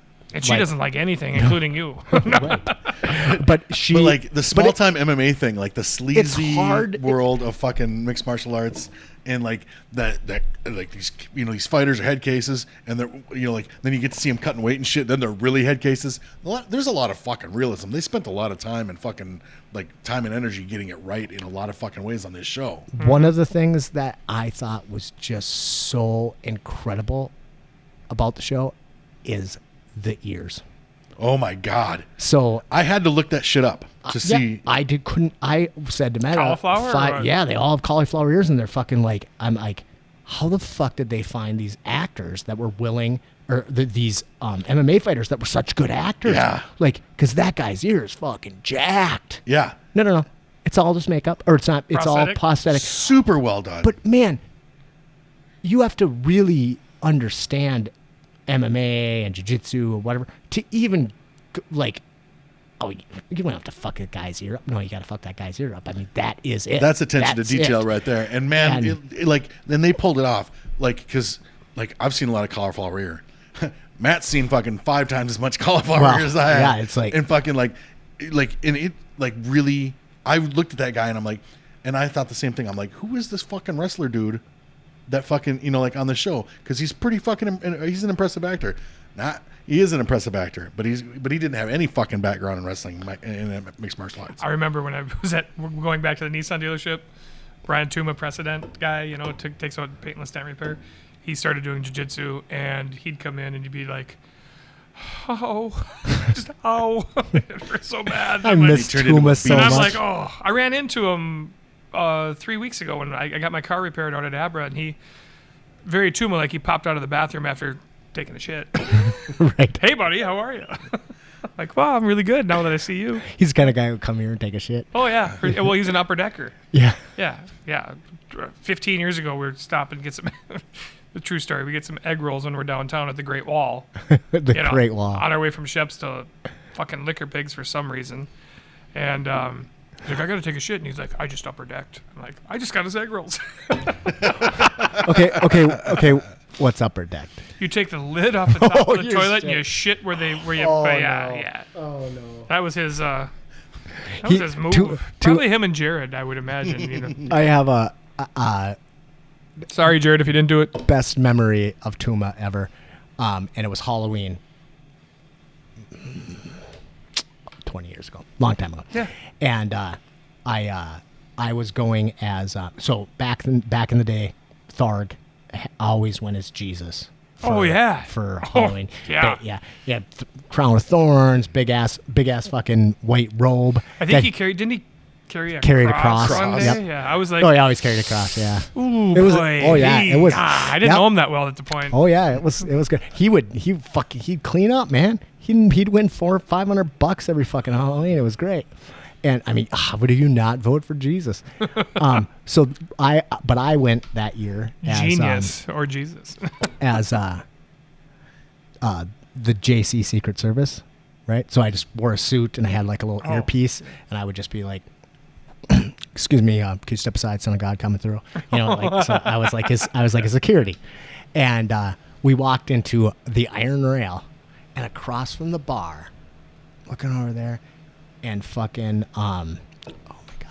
So when he did the Hunter S. Thompson? Yeah, Hunter S. Thompson. Oh my I just gosh. blanked on his name. And I Oh, look across that's the bar, fucking and there's this fucking guy with a fucking big, long cigarette thing just zipping around his mouth. Big old eyes, wearing a hat, carrying a fucking typewriter. I'm like, is that fucking Hunter S. Thompson?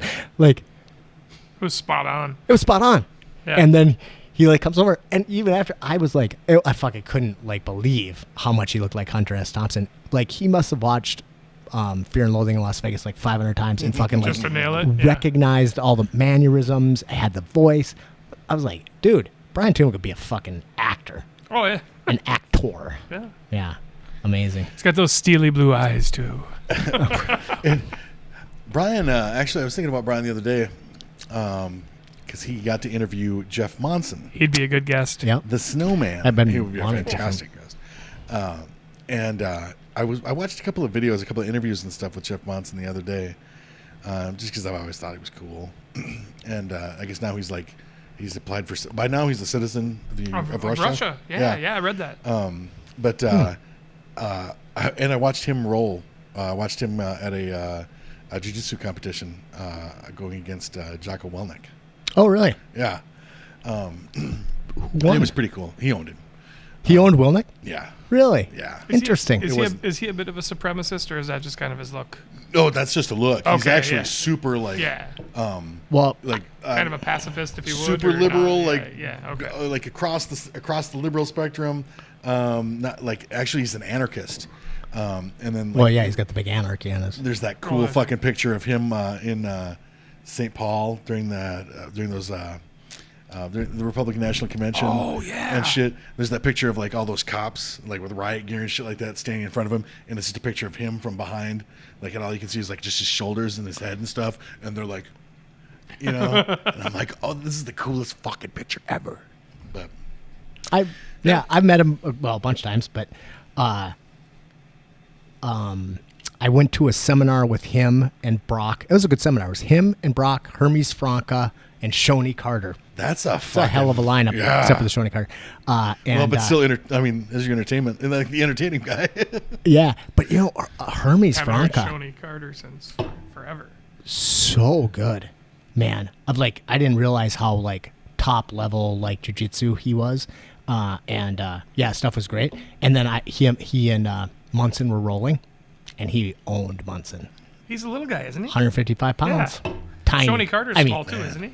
Man, Shoney's. Maybe 170. Yeah, I think he fought at 170, but I mean, come on, he was always chubby. I mean, yeah, Shoney is not. He was a nice guy, Yeah. but yeah, I didn't really care much about his stuff. But I loved Hermes Franca stuff. But yeah, watching Franca and Munson roll was fucking crazy. Had to be. Franca was all over him, just like it looked like a fucking squirrel on a bear. Munson And always fought at heavyweight, didn't he? super heavy. Yeah, he was. Yeah, And he's not even a tall 260. guy. No, he's No. small. Yeah, he's like he's built like Kyle. like He's 5'10", big, like fucking- huge, A tank, yep. just huge though. Yeah, it's interesting to stand. I was in an Chiseled out of granite. I was in an elevator with him down in, but when he was fighting at the Target Center, and like I just looked down. I was like, Jeff Munson has pink toenails. Yep. Yeah. But watching him, I didn't mention it. Just check out that I just video. thought it was weird. Yeah. Like that him rolling with fucking Welnick, kind of like basically like the same animal, like a guy that is like powerful dudes, like the power game guys, only Munson's obviously had a lot more experience, but it was Yeah. I just remember the Munson escape that he showed, and he's like, and he's got like he sounds like he looks, he's got a deep like voice, and he's like, yeah, this move doesn't take very much strength. You just like do this, and you put your finger, and then you just kick him as hard as you fucking can. And they just fucking fly across the, and I was like, He's so eloquent. doesn't take any strength. This guy goes fucking flying. Yeah, that was awesome. Okay, so we're talking about His Kingdom. steely blue eyes. Kingdom. We're talking about Kingdom. Kingdom, and I don't want to wreck anything, but I swear I like absolutely fell in love with that show, and it had one of the 3 seasons, right? 3 seasons.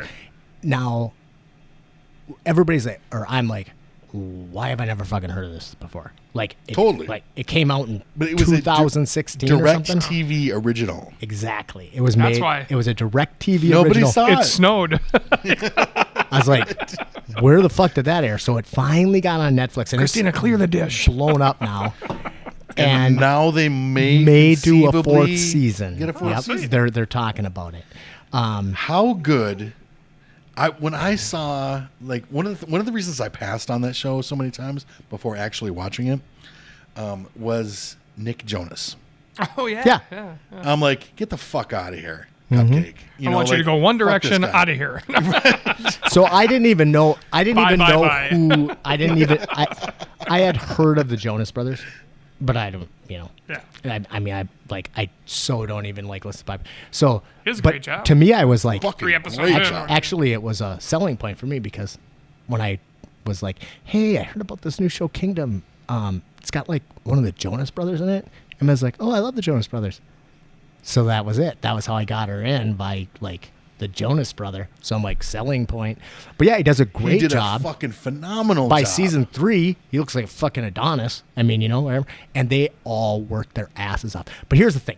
Okay, so like, you're a sports guy, Yeah, right? huge. You play a ton of sports. And if you watch a fucking baseball movie, or what was your best sport? What was your like main sport? Hockey. Hockey, okay. Yeah, that wasn't very good, but let's- that was my yeah, best. but yeah, you yeah. know what's supposed to happen Oh, in I hockey. know everything. But that's Right? But that's baseball, basketball, football too. And I'm if you just watch a junkie, sports If you watch, movie, if you watch an Yeah, actor, yeah. You're like, give me a fucking break, Yeah. right? Yeah. Like, That's why I loved Rudy so usually- much. It was so realistic. Sorry. I've been waiting to take that shot. I don't think it was. I think it was the most unrealistic portrayal ever. Anyway, no, the Saturday Night Live version of it was pretty realistic, though. I still haven't seen that. I haven't seen that either. But Where Rudy like gets up, he's like, "I want to be," and then the fucking guy like throws him through the locker, and I just heard that his teammates fucking hated him. I need to look Dan into Rudiger. this. Yeah, I love the movie though. It's not going to Yeah, change whether fuck I yeah. like the movie or not. But, Okay. but when you see an actor, so you see In like, that role. and you're like, it's like when you're an expert at something, it's always annoying to watch actors try to portray that. Oh yeah. Right? It's just like, and some, I mean, obviously there's been some great movies that do it, but you know, it's like, oh, no, that doesn't. I couldn't poke holes in any of the jujitsu Yeah, or okay. any of the MMA or any of the training. Like I have maybe like a tiny little list of. There was a lot of smoking, like a lot of that, and I'm like, man, you're gonna go 5 rounds, Right. fucking puffing on your Winstons. I don't know about that, but really very very few complaints, and then on the plus side of it, so much great actual technique and great jiu-jitsu and great training. Really just a loved it. fucking phenomenal show. So well done. And it's just a fucking crime that nobody saw it when it was, but now people are getting to see it because of Netflix. But even Right. if you are not into MMA and you're not into jiu-jitsu, No, you're Christine not- loved it. She doesn't. Exactly. She won't watch a fuck. She'd never watch a fight. yeah, actually, I got Meta to watch a fight the other day because I was like, hey, I want to show you this Conor McGregor fight because I think I think they modeled Jay after Conor McGregor. I And kind she of got goes, that vibe too. and I was Which like, one's Jay? The other Jay's brother or the other kid? The brother? the older Yeah, brother. Yeah, Yeah. the older brother. Yeah. And he fights a lot in Yeah, the series, okay. but he's very flamboyant Yeah, I can see style, and is a fucking wreck of a human being. yeah. And I was like, and I showed her. I can't remember who Conor McGregor was fighting. It was the one where he like fucking comes out and starts with a spinning back kick. And then like spinning back kicks like 7 times in the fight, and I was like, "This is Jay." They were He's this is so fun to right watch. There. I don't care if you like him or not. He's so fun to watch. No, yeah, exactly. When he came out against Cowboy and did the shoulder like. yeah, Conor, yeah. One I of mean, it's the, like, He's just he's a a beast. He's a mess of a human being. Too. oh my gosh! Another one of the things I hope that he love. fucking fights that Jake Paul guy. I, Never will. You hear the don't call know. out? Oh. No. Oh, that Yeah, fucking because I am- internet celebrity guy. He beat up Nate Robinson, who's like a 5'9" basketball point guard.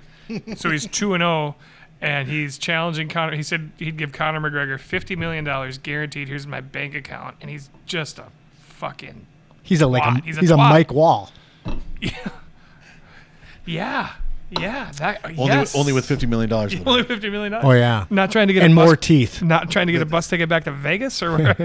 The one of the things that I to liked get to about that Forrest show, was Forrest Griffin his hero. I don't remember. I think a lot of people like see That's the guy that. that fought your kid, right? Yeah. okay. Fought my kid. That's not even a real thing. That's the guy who got choked out in 12 seconds by my Yeah. kid. Vicious, right though. But that fucking, I think a lot of people think that the MMA world is so like. I think they have a misconception about how like macho it is and shit. you know, and like these, you know, and what the guys are like and like what their interactions are like and stuff. So to get like, I loved how the fuck, like Jay's a great example, you know, like how, because he's so fucking sensitive, you know, like, Oh, yeah. and like, yeah, some of these guys are kind of fucking like, a lot of these guys are head cases and shit, you know, and like a lot of them are so like tender-hearted and shit like that. And then there's I remember there was like a couple of scenes where the big guy, the heavyweight, Yeah. the nurse, Yep. what the fuck I was can't remember name? his name off the top of my head, but But Oh, like yeah. fucking rolling the dealer. around. Yeah. Yeah, thank you, because that's how I know him right now. Rolling around with him and shit, you know, like they'd be fucking like rolling and stuff, and they're joking around, you know, and they're like fucking just just the banter and stuff, you Yeah. know, and they go between like it's not what you think it is. These are not fucking like, these are not all just like super aggressive chest thumping like fucking idiots, you know, like I fucking love so much about that show. I wish I hadn't watched it so I could watch it again. yeah, I feel the same way. I really liked it. Yeah. So if you haven't seen it yet, please do yourself a favor and give it a try. So you recommended, actually, I think, yeah, you did originally, was Yellowstone.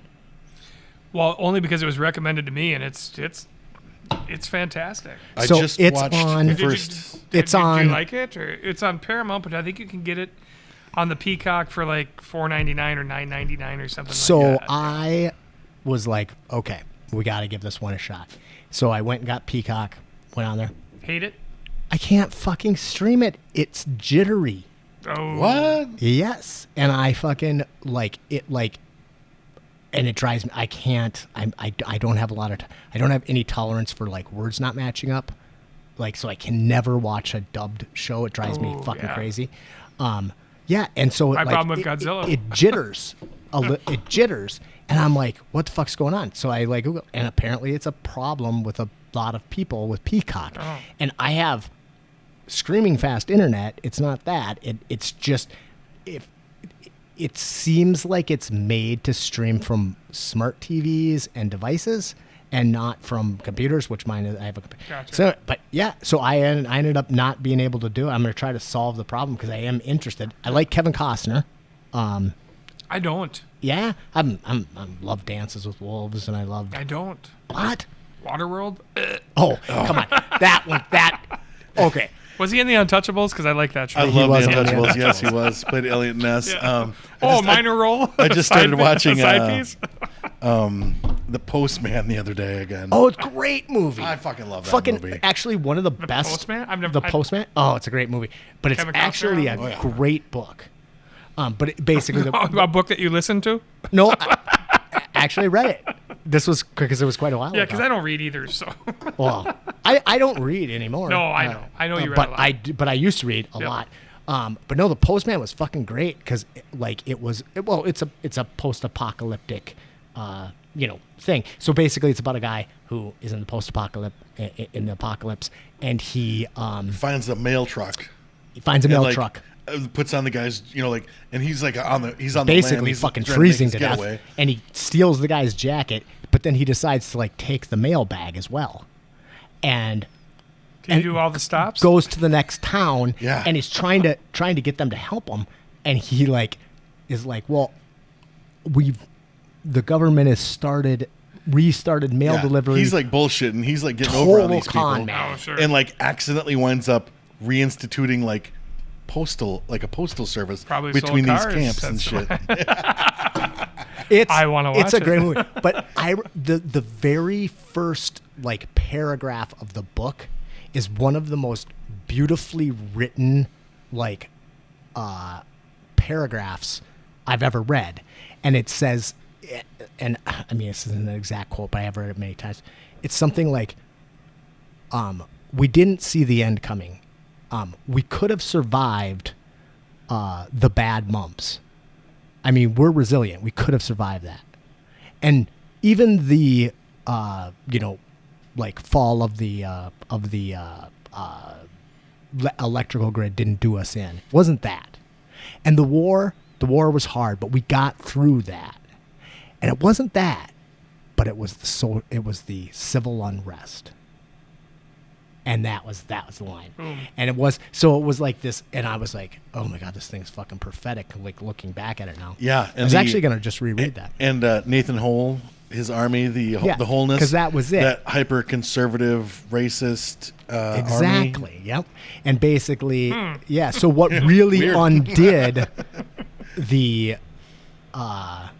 what really undid everything was not all of the different problems stacking on top of each other. It was that we like ate ourselves from the inside. And, I mean, I don't know. Seems like Rome, Yeah. But, what do you do? So, I got one last TV show thing. okay. Well, I wanted to like talk a little bit more about Yellowstone. How right far on. are you into it? Done. You're done? And you Well, waiting for season 4. Yeah, I really enjoyed it. Season 4, there's 3 seasons. There's 3 seasons. Yeah, I enjoyed it. So that's another one that Yeah. was kind of under the radar. Yeah, very much. The weird thing is, like, I didn't see a lot about it.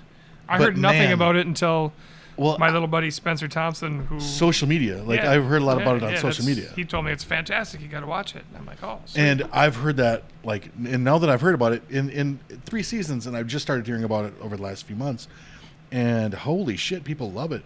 That's why I signed up for Peacock last night. Watched, like the first episode is an hour and a half. Yeah. But Christine was like nodding off, so we watched like the first hour, and then I got a half hour left of that first episode. But so far so good. The fucking cast is awesome. Cast is awesome. Yeah. Yeah, I'm intrigued. And somebody, I mean, it's kind of like the Sopranos out west, or I mean, it's Yeah. kind of like mafia shit. I mean, really, there's a native segment with Casino Land. There's the Yellowstone is the ranch for Kevin Costner owns, and then there's other people that come in that are and trying his to ranch develop hands new have shit. brands and shit. Oh yeah, like, is that yeah, what I yeah, saw? Yeah, Yellowstone. Yeah, Like, yeah. they brand them. And I fucking, want to watch it. And It's if you don't pissing have me a, off. if you have a brand, and he's just a hired hand on the ranch, it's total mafia. You're a made guy. He can't fucking touch you, and if he touches you, you got a problem. that shit was Yeah. when that dude comes like busting into that fucking like trailer. I totally can make a brand. If anybody wants one, I'm good. get a 9th Street brand. Like, hey, if I get a 9th Street tattoo, do I get free drinks for life? No, but if you get a 9th Street brand, you do. Well, that's going back to Shep. So if anybody gets a elbow tattoo, they get 1 free drink every time they come in. So let's get a brand. Yeah, earn it. Why'd Rob go out of business? And why does everybody have a 9th Street brand on their forehead? Yeah, good spot. What's your show? What was your other show? Oh, The Expanse is on again. Yes, I haven't touched it yet. Me neither. Okay. Not even just a little. Yeah, we don't even have shit to talk about. No, We haven't watched it discuss. yet. Yep. Although there is the one thing. So next season, Cass or whatever, the pilot, will not be on the show, and then the show will end. Next season will be the last season. I just heard that's not true.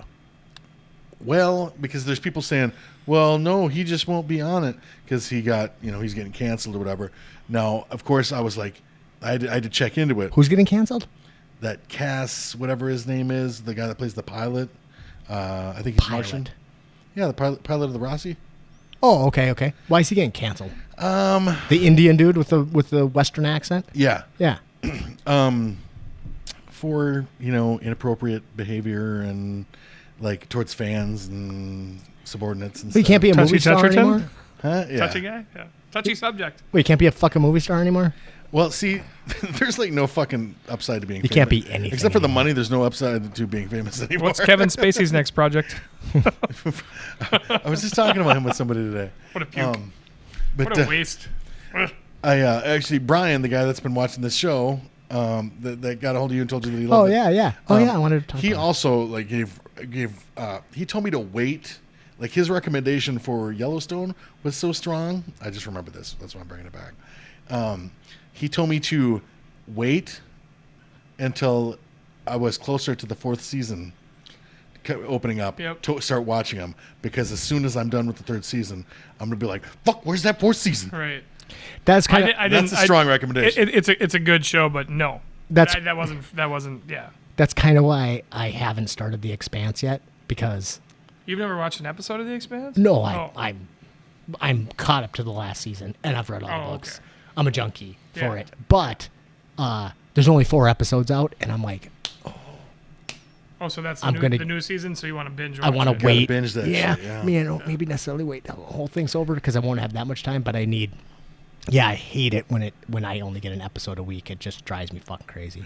I was reading something on, the Book of Face last night where you're this age if the commercial comes and you got to run to the bathroom, go to the bathroom, and then grab a cookie from the kitchen, and your sibling goes, "It's back on," and you hurdle the couch, and I can't do commercials anymore either. I can't Yeah. watch anything online. No, I don't even watch. You won't even do it on fucking sports. Nope. Like you won't even watch sports even the live anymore. Vikings games start at 1:30. and me. in your home. Yep, because life is too short to watch those fucking Yeah, commercials. yeah. So I'll just DVR What that about shit. the Super Bowl? Have you watched those commercials? I watch all of the was- Super Bowl I was commercials work- on YouTube after the Super Bowl. There you go. I don't even get to watch the Super Bowl because I'm always like. Oh, you're I mean, working the party. Yeah. Yeah. So one last TV thing, then we got to take a break, and then we'll wrap. But so Queen's Gambit, did you guys watch that? Not I really. had zero interest in it was watching on. it. I had zero I did. interest. It was okay. I liked it. I thought it was well done. It was cute. But this is what I wanted to say. That about girl it. bugs me. I liked it. Oh, okay. I liked it. It was fine. But it's crazy that fucking you can't buy a chess set now. Right? Oh, just because of Because- all the rage? Yeah. Yeah, because all of a sudden, like Queen's Gambit, which is a show about a female chess champion, not based on real history, though semi-based on an actual Russian woman who that did some like. So crazy people are shit. buying the shit out of those? Chessboards are fucking. You cannot buy a chessboard. You can now. still get the game Sorry. So this summer you can buy the shit out of them at garage sales. Well, that's what I'm saying. Have you ever tried to play chess? I mean, do you guys play chess? no. I have no idea. So I Maybe can. I didn't like it because I was stupid, but I didn't really watch I it. can play chess. Like I understand how the pieces move. I understand the rules of the game, and I fucking suck at it. It's a hard ass game to play. And all these girls, which I am positive they're all, teenage tween girls who are like, I am going to be the next chess champion, are going to be like, fuck, this game is fucking hard. I can't even figure out how to play it because I mean it's a hard game. So I thought that was interesting. But I was talking to Aaron about Well, that. in that age group, they're going to be like, "What? Oh, it's my turn." Right. But I was talking to Aaron about that, about how crazy it is that all these chessboards, because I was saying that I should make some fucking chessboards before Christmas, but I don't really feel like it. Do a life-size one on the floor here, and we can play like life-size. Like life-size chess where you actually have to fight, like the Renaissance Festival. Fair. Right. Coming from the guy that's got a twister board. But I also have a sword. But Do they still have that on the floor up there? Oh yeah. Oh, yeah. I started to really have to be. So she said, yeah, like I said, God, this is fucking crazy how you can't even get a chessboard anymore. She goes, you know what? I think that's what's going to be like next year or whatever, that the fashion is going to be Western because of fucking Yellowstone. Like that everybody, like it's got such an influence. It already is around here, I think. Yeah, but yeah, maybe. But I mean, like, cowboy hats are going to be cooler than they used to be, which, I mean, they've never Well, they're not been going to cool. be. They're not going to. Are you not kidding gonna me? be cool. They're really fucking cool. Cowboy hats are cool. Oh, man. I love cowboy. I fucking, like, form my own hats and all that, right? Not doing Stetson B social hats. Don't fucking call me or message me. Hey, on Rob, that. you know what you should do? What, I got a fuck great off? idea for you. Get fitted. Baseball hats. Stetson football hat. Oh, sweet, yeah. I think you should cowboy get hats. giant beanies. How much is this one? 2,300. It's beaver. Did you guys even know? Ah, fuck it. No, do you what? want to know this, Beaver? So, do you know? Isn't that an expensive hat? Is a beaver hat? So hats are rated from 0 to 10, right? And like if they're 0, 1, 2, 3, you don't even know it. But in a nice hat, it'll say 0. it'll have a thing like 5X beaver in it, right? That's a brand new. It's a $150 hat. Okay. What that is it's how much beaver fur is in the felt of the hat. And like a Stetson 10X, which is like top of the line, $2,500 hat, that means that it's 100% beaver hair. Yeah. So Ask Cowboy West when you see him about his fucking hats. Oh, you don't have to ask him. No, he'll volunteer that shit. Want to buy some nuts? It's like being a vegan. Fucking, don't worry. You're gonna hear about it. You hang out a bit. Great dude, but I'm telling you, just bought this one. I don't know how many motherfuckers I've had to tell to keep your hands off this cat's hat. Fuck yeah! No, that's a serious situation. You just it's a different world. These young ass these 22-year-old dudes and shit coming up there grabbing his hat and shit. Put your hand on a man's hat, fucking bullshit. Do you know any cowboys? You're lucky you didn't get your ass kicked, son. that's that shit fucking is aggravating. But then he gets the ultimate revenge when he that. takes $4,000 off him in Hammerschlagen. Yeah, he is pretty good. One of the best players around. I'm gonna pee myself. Let's take a quick break, and then when we come back, How is that we'll wrap different up. than earlier? Sorry. I've been peeing the whole time.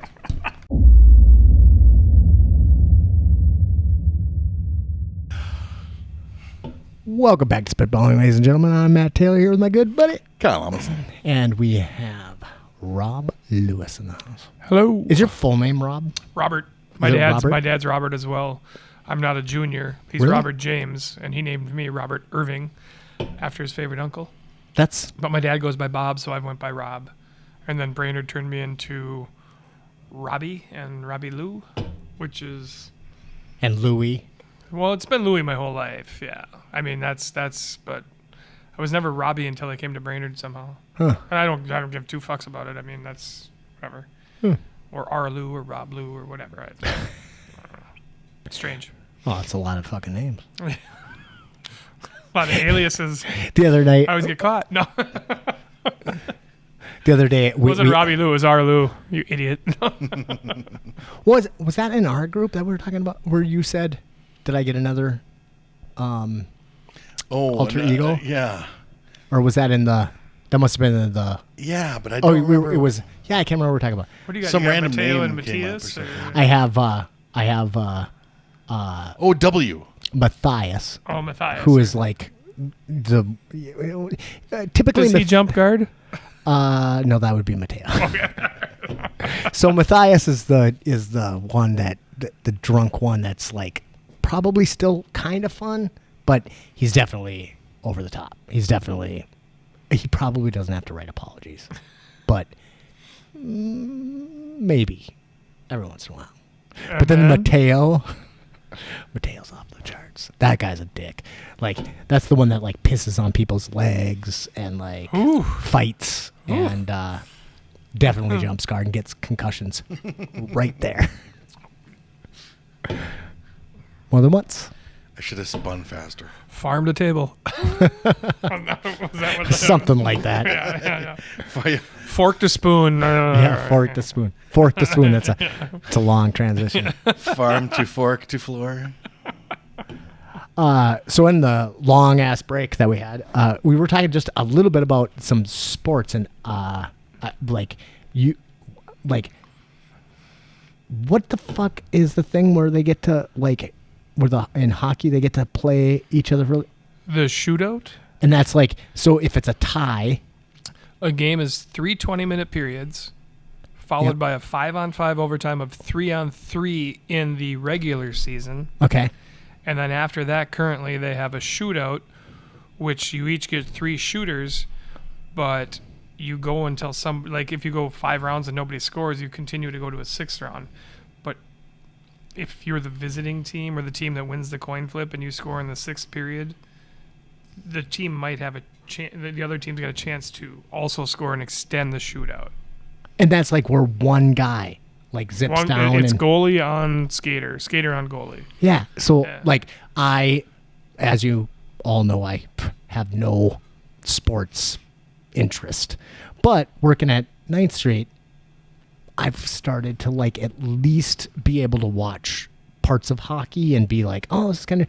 And actually, my favorite game ever I remember was watching the women's Brainerd versus Edina in the championship. It was fucking awesome. Though I did want to slap some people for being assholes to those girls because man, they were fucking Just skating their hearts out. skating They're playing their their hearts asses out. off. Yeah, they'd be I have a really hard time with that when people are like assholes toward the players, Yeah. you know, and especially, and that was a game that went into. But here's a weird thing where those people were commenting on a lot of is in men's hockey you can check. In women's hockey there's no checking allowed. So it's a really thin line. But man, those girls But they, worked hard. they were working hard, and there were some shots that were not shots, but checks that were questionable, and that's what everybody's getting worked up about. Well, I It's thought like that every was- Minnesota fan, or if you're, or in this situation, Brainerd fan, Edina was cheating, except they weren't. right.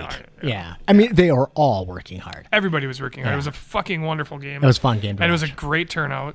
I feel like those overtimes would be more interesting to watch if you got rid of the the shootout and the overtime and all that shit, and if you went up at the tie at the end of regulation, you break out the figure skating judges, and you have a skate off, with figure skating moves and stuff like Triple that. sow cow.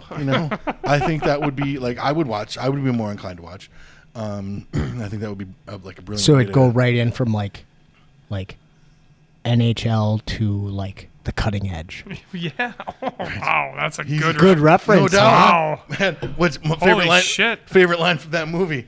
Finger painting. 'Cause he's back home, and he goes into like the neighborhood bar and shit, and he's like, "What are you been up to?" The bartender's like fucking, grilling him, and he's like, "I've been figure skating," and he goes, Finger "Finger painting." It's funny. So the Blades cutting of edge. Glory was great too. So Peyton was trying to play hockey like when he was, I don't know, maybe Got to 9 start years skating old when or you're whatever. 3. And he sucked. He couldn't skate. Yeah, that's what you're saying, right? Like your You're behind. son wanted to. Yeah.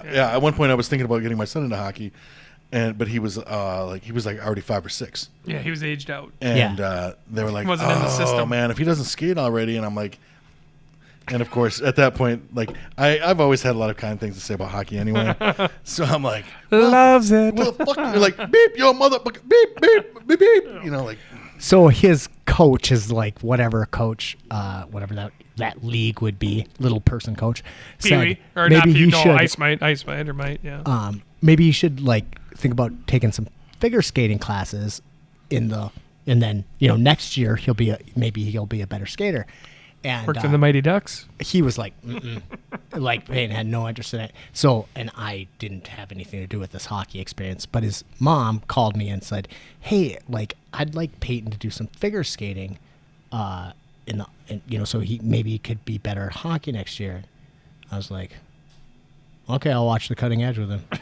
And she's like, "What? And I was like, "I'll watch that fucking cool ass fucking figure skating movie with him about the hockey player." And she's like, "Okay, do whatever." Right? And we watched it, and he was like, "I'll fucking figure skate."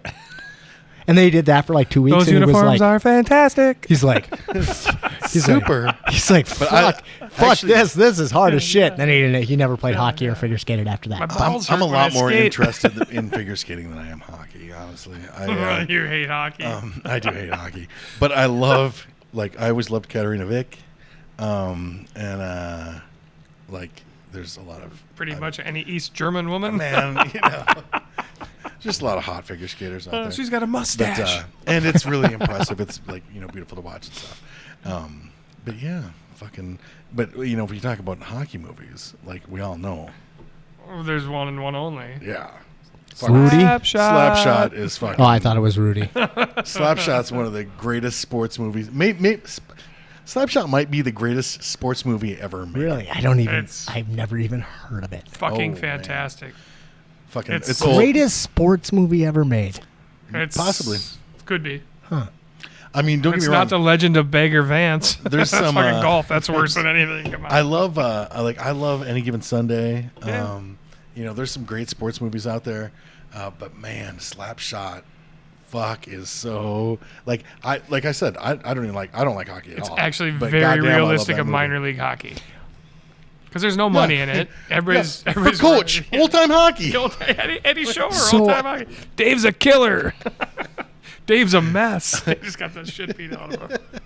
So my favorite, I think my favorite sports movie ever was, and I'm trying to remember. I think it's called On the Mound. Is that what it was called? It We had talked about that. it had the whole play. The whole Kevin thing takes place. Costner, and he pitches a perfect game, and so the entire movie takes place with him on the mound, and he's pitching a perfect game. Is that when he comes And back when he's old? He's old, yeah, and Okay. he's just I don't think I've seen and he's pitching perfect. But then the entire movie is like flashbacks of his life. It is a fucking pretty incredible show. I really think it was pretty awesome. See, I loved. Did you ever see Vision Quest?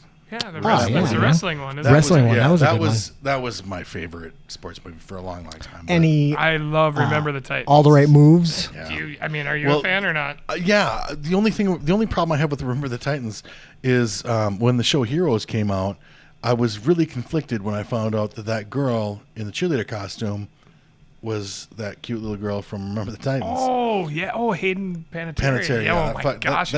that- Wasn't she married to a Klitschko? That fucked me up. Oh, I think so. Oh, I don't even know. I think she's married to Vladimir Klitschko. He's 7 feet and she's 4'11". Actually, I changed my Whatever. mind. Bring It On. That was the best. That was the best sports cheerleader movie? It was Man. that was a great fucking movie. I don't know that I've seen it, but Dancing. Oh, you But- kidding me? but I've seen the advertisements for Bring It On 1, Bring It On 2, Bring it- Bring It so, On 3 I'm Electric gonna Boogaloo. give you that just because because were I not married to Christine, I would be married to Gabrielle Union. I don't know who. I'm not sure who that she is. But Bring It she's On lovely. was a movie about cheerleaders. But it was Throwing people. yeah. But Pyramids. it was Pyramid schemes. definitely a satire. But it was so craftily done that it didn't like come off as a like it was a pretty fucking brilliant movie. And it had that comedian Dane Cook Cook. was in it, remember? And he had the jazz fingers, and he was all like, doing his jazz fingers. And then he was like, he tells the girl, he's like walking down the line. And he says to the one girl, he's like, "You," I mean, this girl's perfect, beautiful. And he's like, "You need to stop eating. If you stop eating, The hot one, the dark-haired girl, super hot, yeah. If you stop eating, your body will eat itself." And just walks on, just so horrible, so bad. Yeah. Big Red. That was a Kristen Dunst, right? I was hanging out with this girl. Just started hanging out with this girl, and she made me watch. This was back in the day. Yeah, so long ago. Right. Just Christine. And she made me watch Bring It On and Coyote Ugly in the same night. Oof. Fuck, that's brutal. I probably shouldn't Two say of the this, stupidest fucking movies ever made. but I'm on my third beer. I'll just say it this way. A person that Meta used to hang out with, Coyote Ugly was like his favorite show, and he would watch it like all the time. And she's like, "Oh, no, thank Fucking you." movie's stupid as And I was like, man, I don't think you can be that unequally yoked. That does not work. I think the Bible says that somewhere. Oh my gosh. Oh, But I went to a Coyote Ugly when I was in New Orleans, and the emphasis was on ugly. It was not Oh, good. yeah. Oh, I was like, what the fuck? I went to one in Vegas and there wasn't. I mean, we were there early and there wasn't nothing going on. I don't know. I didn't. have There was much no connection. It's like walking overpriced in- drinks. Like walking into a disappointing Hooters. Right. Like flat chested, fucking ugly. Pretty sure that's a guy. Fucking, What a bizarre business model. Oh man, Just actually, I don't know if it's that bizarre. I think it's pretty goddamn like. I mean, that seems legit. Like Everybody goes there for the wings. right. I really for the longest time I wanted to open up a hair salon with the same Concept. business model. Yeah, that same concept. But I can't even imagine the management nightmares you'd have there. A hair salon? Yeah. So like Cosmetologists. women would go yeah. in to like get their hair cut by. Well, no, like people in- we'll call it a barber shop. Yeah. Okay, maybe that's a Sports better cuts. idea. Yeah. Okay. Yeah, because like a hair salon, like you're trying to get people. Yeah. Okay. Anyway. Woof. All right, we've gone off the rails. On a crazy train. Well, do you have anything else that you want to talk about, Kyle? Man, I've got nothing. How about you, Rob? See you when we see you. Thanks for the support. Yeah. Social Club clothing always available. Message me. Don't fucking bring up sizes right now. There was the one thing. Do you have a medium? I did want to talk just briefly, and I just wanted to mention the use of the word tyranny. Okay. So I've been seeing on social media lately people using the word tyranny a lot, and they're using it to describe the like the shutdown and the limitations that have been put on businesses and stuff. I don't think you should be able to use that word unless you've read the Gulag Archipelago. Well, that's kind of the thing, like tyranny. Like if you think that this is tyranny, you're such a fucking snowflake. I mean, it's just like really tyranny, like you have no concept of fucking tyranny then. And it's just fucking brutal for me when I see that shit and I'm like, oh honey, like people like we all read these stories and see these stories and shit like having your fucking children, not like countries where they have like child armies and shit, and your fucking 8-year-old is like now a soldier and shit like that, or like fucking like all these things. Like there's all kinds of fucking horrible and egregious examples of tyranny out there. Your example it doesn't stack up against. Was there tyranny in the movie Braveheart? Right? Oh, that's actually like I like fucking take it easy, William Wallace. Yeah. Oh no, you just did not. Oh no, you didn't. But they'll never take our pull tabs. Fucking shut up. Oh my God, Watch them. we should do a fucking like parody of that. I've Where got you a can great paint your ass lame blue. heart. I've got a I got a sword. dude. We'll get you a fucking wig. I'll be your horse. Well, not a bad idea. Fucking The one I ride out of the barn. So I think when people use like words like Nazi and words like tyranny, the governor is definitely he's. I think It's like calling your fucking Uber driver a Nazi because he won't let you smoke in the car.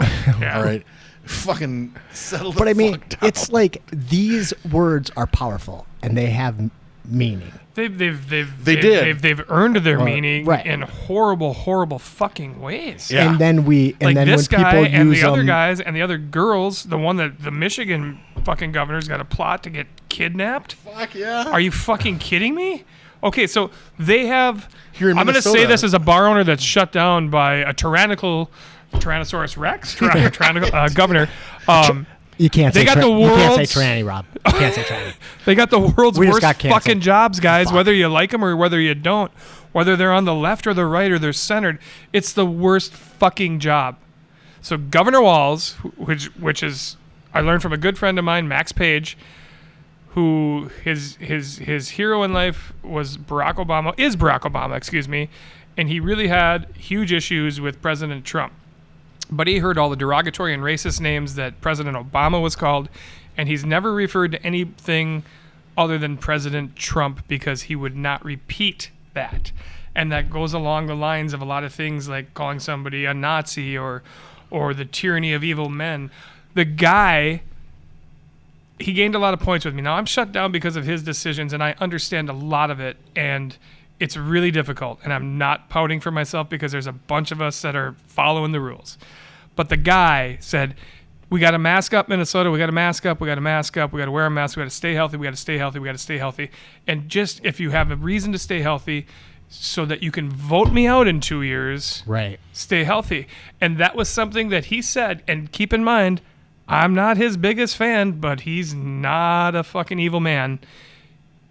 He brought up something in a political statement that said, just stay alive and stay healthy so you can vote me out.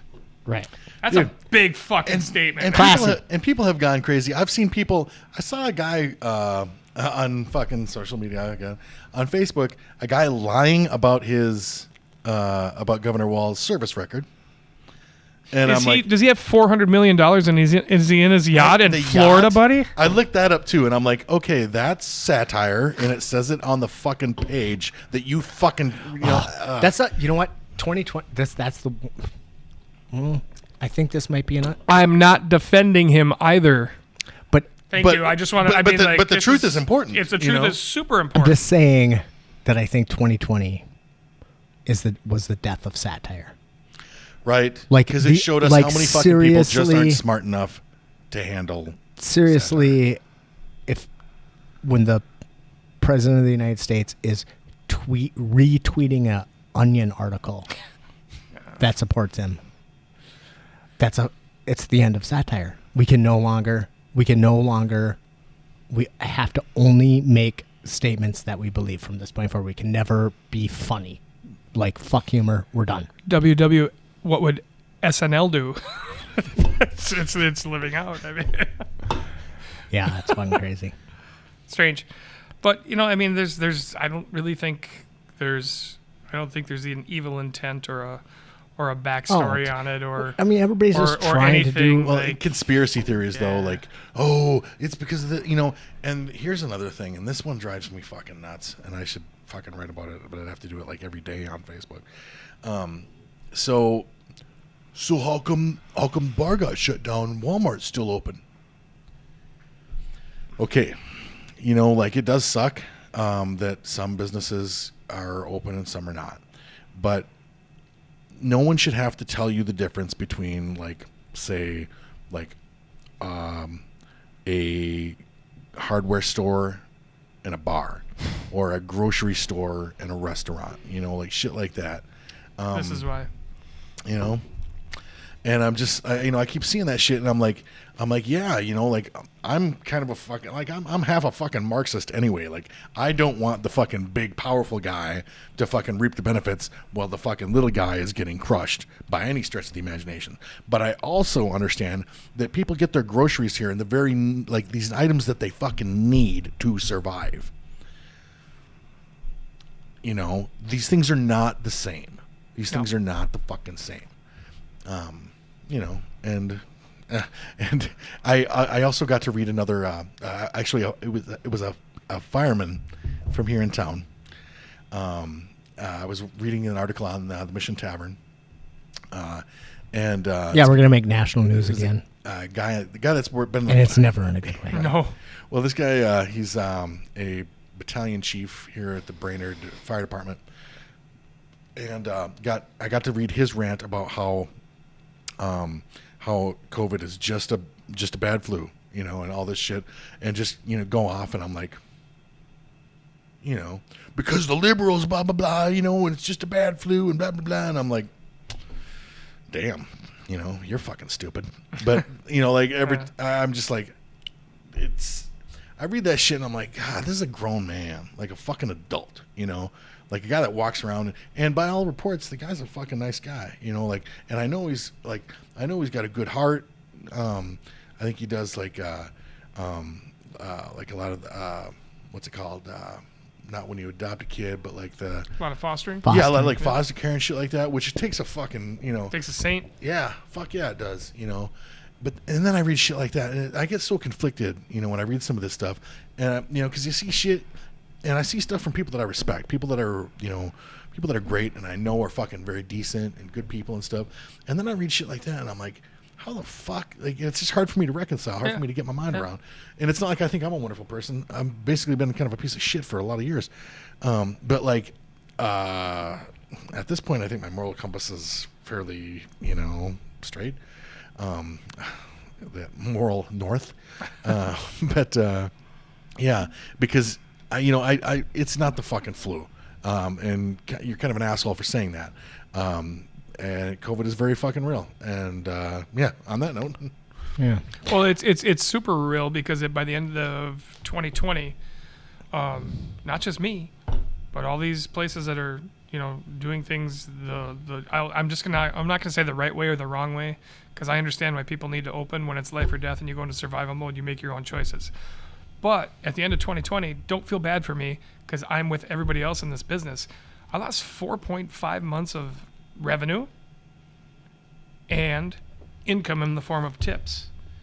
And it's a really, really, really, really difficult thing to get through. It causes me some sleepless nights. It causes me some stress.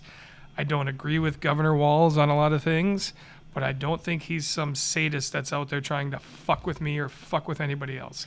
I think he's got a really, really tough job. And, I mean, if it was Tim Pawlenty, as a Republican, what would he be doing? You know, and one of my favorite things that Walz tweeted, too, was he had Mark Dayton, which that guy's not right. I don't care what side he's on. Jesse Ventura, who had the opportunity to be the best fucking politician in the history of the world, but hated the media like somebody else, and that's how he got elected. And T-Paw and Walz, and they all just said, go out and vote. There's nothing political about saying going out and voting. There's nothing. They're just all telling you to do your civic duty. You're right for what all these soldiers died for our freedom. There's an American flag back there. I love our country. I want to be open. I want to be in business. But sometimes we all got to just take a little step back and understand that not everybody's against you or me or Matt Taylor. They're just trying to do the best thing in the job that they chose. I've been a shitty fucking bartender a lot of times, and a shitty owner a lot of times, and sometimes a shitty dad and a shitty husband. But this guy's just trying to do his fucking job, and even if I don't agree with it, this is his lot in life, and we got to just figure some stuff out, guys. Well, dude, we got to step back and take a breath. Like, I don't think he's targeted me or my bar owners, but we serve a product that alters decisions, and I see it all the time. Yeah. And I've been one of those people who's had my decisions altered, and I've had regretful nights and apologetic texts and calls, and it goes both ways. But fucking A, he's not sitting in that mansion on Summit fucking Avenue trying to fuck Rob Lewis. That's what I got. But if he wants to, Rob's number is 867-5309. Oh, Jenny. It's just a tough deal. No, I don't hate the guy. I don't hate the guy. It's a tough deal. I mean, I'm not going to hate the guy. It's a job that, would be unimaginable to have to do. Oh, wouldn't trade places with him for all the tea in China. No. Oh man, I don't know about that. Well, I fucking tea in China. Per capita. You know, maybe all the bat meat.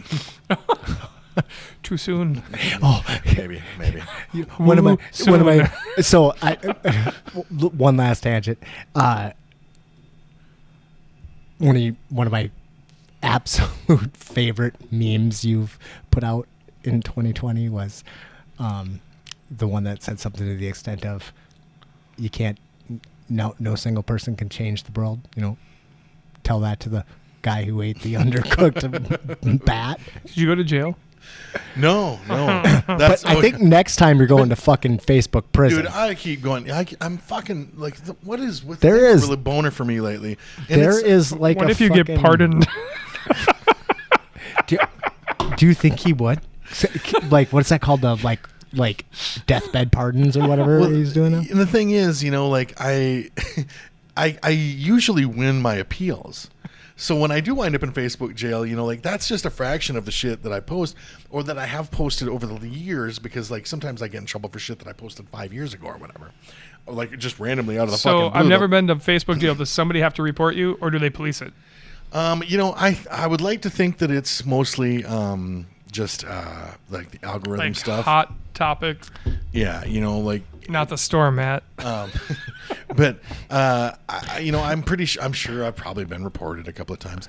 But like the stuff is pretty fucking tame. Like there's nothing really crazy. I didn't even swear in that last one that I caught that 7 days for. I just, hard labor. It was fucking freaking rocks. I come out of there and I'm like, fucking, I got a gold front. I got cornrows. I'm all G'd jail up from the tattoo? feet up. Yeah, fucking teardrop tattoo because How many times you went to Facebook? Because while I was locked up, I fucking killed a guy on Parlor. oh fuck, whatever. but I'm not, if I'm mad about if I'm mad at Facebook for anything, it's they're shitty. They're like those shady companies that advertise on there and shit, and then rip you off. And Facebook's complicit in their fucking crime. But whatever, fuck them. When your delivery never comes. Yeah.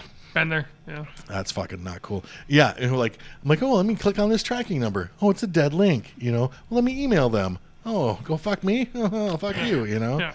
But meanwhile, fucking dude's like in fucking Thailand, guys in fucking China or Thailand or whatever, and he's like, haha, I've got your $66. I ordered Megan something, and it says, here's your tracking number. It's never going to get received. Oh, sweet. I'll track it right back to not the even guy did fighting send for me my an email back, and he's $60. like, this says it's been delivered, and I'm like, I don't live in Ohio, motherfucker. So Meta a while ago bought this cooler, and like she showed me the picture of it, and it was like, it was cooler, and it had like a fucking blender, and it Was it a mushroom? It was like I was like, she's like, she's like, I'm not sure if this is real, because like it seems pretty fucking awesome. I was like, it looks awesome. How much is it? And she's like, $12 or something. And I was like, that's, like, you don't even have to ask the question. It's not real. Yeah, right. Right? It's not real. So she orders it, and like, those like fucking bags you buy at the grocery store to put cold shit in? Oh, yeah. It wasn't that good. And every time I see it, I was like, nice blender. Oh, fuck you. Yeah. She's like, I got my money back. I was like, it doesn't matter. It's still like, obviously. Okay. So let's wrap this up. Sure. Yeah. All right. I know some of you out there probably know via Facebook that my father, John, passed away this week. And I just wanted you guys all to know that I'm okay. All right? I'm good. Like, it was a long time coming. Alzheimer's is a motherfucker. And I really feel like it's been probably 2 years where I, like, came to terms with the fact that the man was dead. And I'm just kind of grateful to COVID for finally fucking taking his body. Because goddamn it, he probably would have lived another goddamn 10 years. Though COVID is real, because he was a very healthy 74-year-old man who had absolutely no other underlying conditions other than the fact that he had Alzheimer's. And, he got COVID and ended up dying from it. And I'm grateful to COVID for that, but that doesn't. But I think there's a lot of 74-year-old people out there that we probably don't want to die. Still enjoy a high quality of life. Yeah. And, Pops didn't talk, couldn't really, whatever. It was a mercy killing. Yeah, he was basically imprisoned in his healthy body. Right. Yeah. And right. I'm privileged enough to talk to my 80-year-old mother and an 81-year-old father. Right. And yeah, my dad's 81, and I'm, like, so when people like, anytime somebody's like, well, only X amount of people, like, fucking, pop, like, that shit makes me want to hit him in the mouth so fucking bad. Like, right. That shit, like, that's not just insensitive, it's fucking stupid, Yeah. It's callous, it's fucking shitty, and basically, like, that kind of thinking makes you a piece of shit. I mean, not to sugarcoat it, but, I mean. Exactly. So anyway, I just wanted everybody to know that, and I've been getting just tons of messages, and I appreciate it, but I'm okay, man. I really am okay. Like, yes, was it hard? It was super fucking hard. 2 years ago, 3 years ago, 4 years ago, Fair. 5 years ago, watching the man who raised me decline and become a fucking chunk of meat was hard. But it was hard, and now it's over, and I'm grateful for that. So you can stop sending me fucking messages. I'm good. John Taylor? Of course, man. To the man, the legend, the cowboy, the man who taught me to shoot from my hip.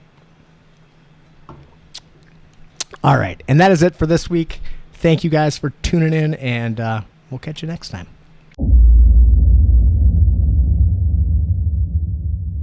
Okay, guys, so apparently you can't actually, like, steal the video from Facebook for the Artisaw waffle dealy bob, so you're just going to have to, like, find it on your own. So, there you go. Anyway, tonight I'm going to take you out with a song by a band that I absolutely love. They're called Saint Anyway, and they broke up, I don't know, 6, 7 years ago, and it always just bums me out when a band breaks up, but they got back together, like COVID, baby, and over the internets, they were able to, like, put out this new EP, and it is just as incredible as everything else they've done. So please check them out. Saint Anyway. This song is called Return to Gold. So please check them out, and we'll see you guys next time.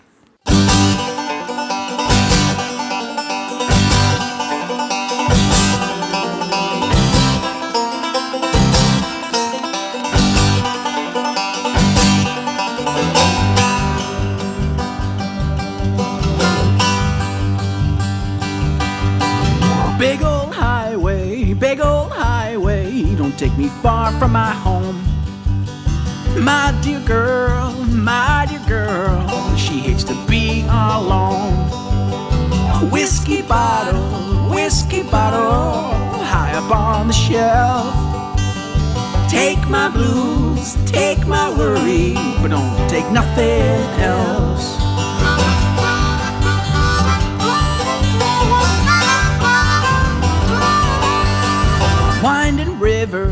Winding river, whisper stories to me. Through the state lines and forever forests, wash me down to the sea. All this looking for a bit of light has got me down so low. When I'm falling, you pick me up, and I return to gold. And I return to gold.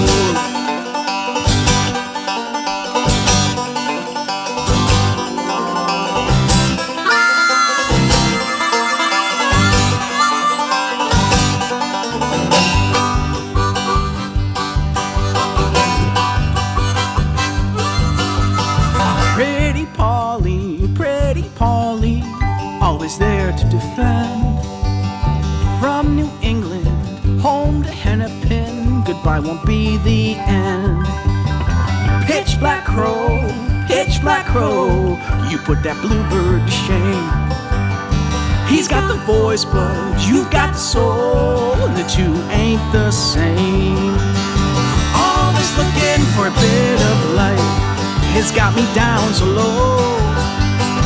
When I'm falling, you pick me up, and I return to gold, and I return to gold.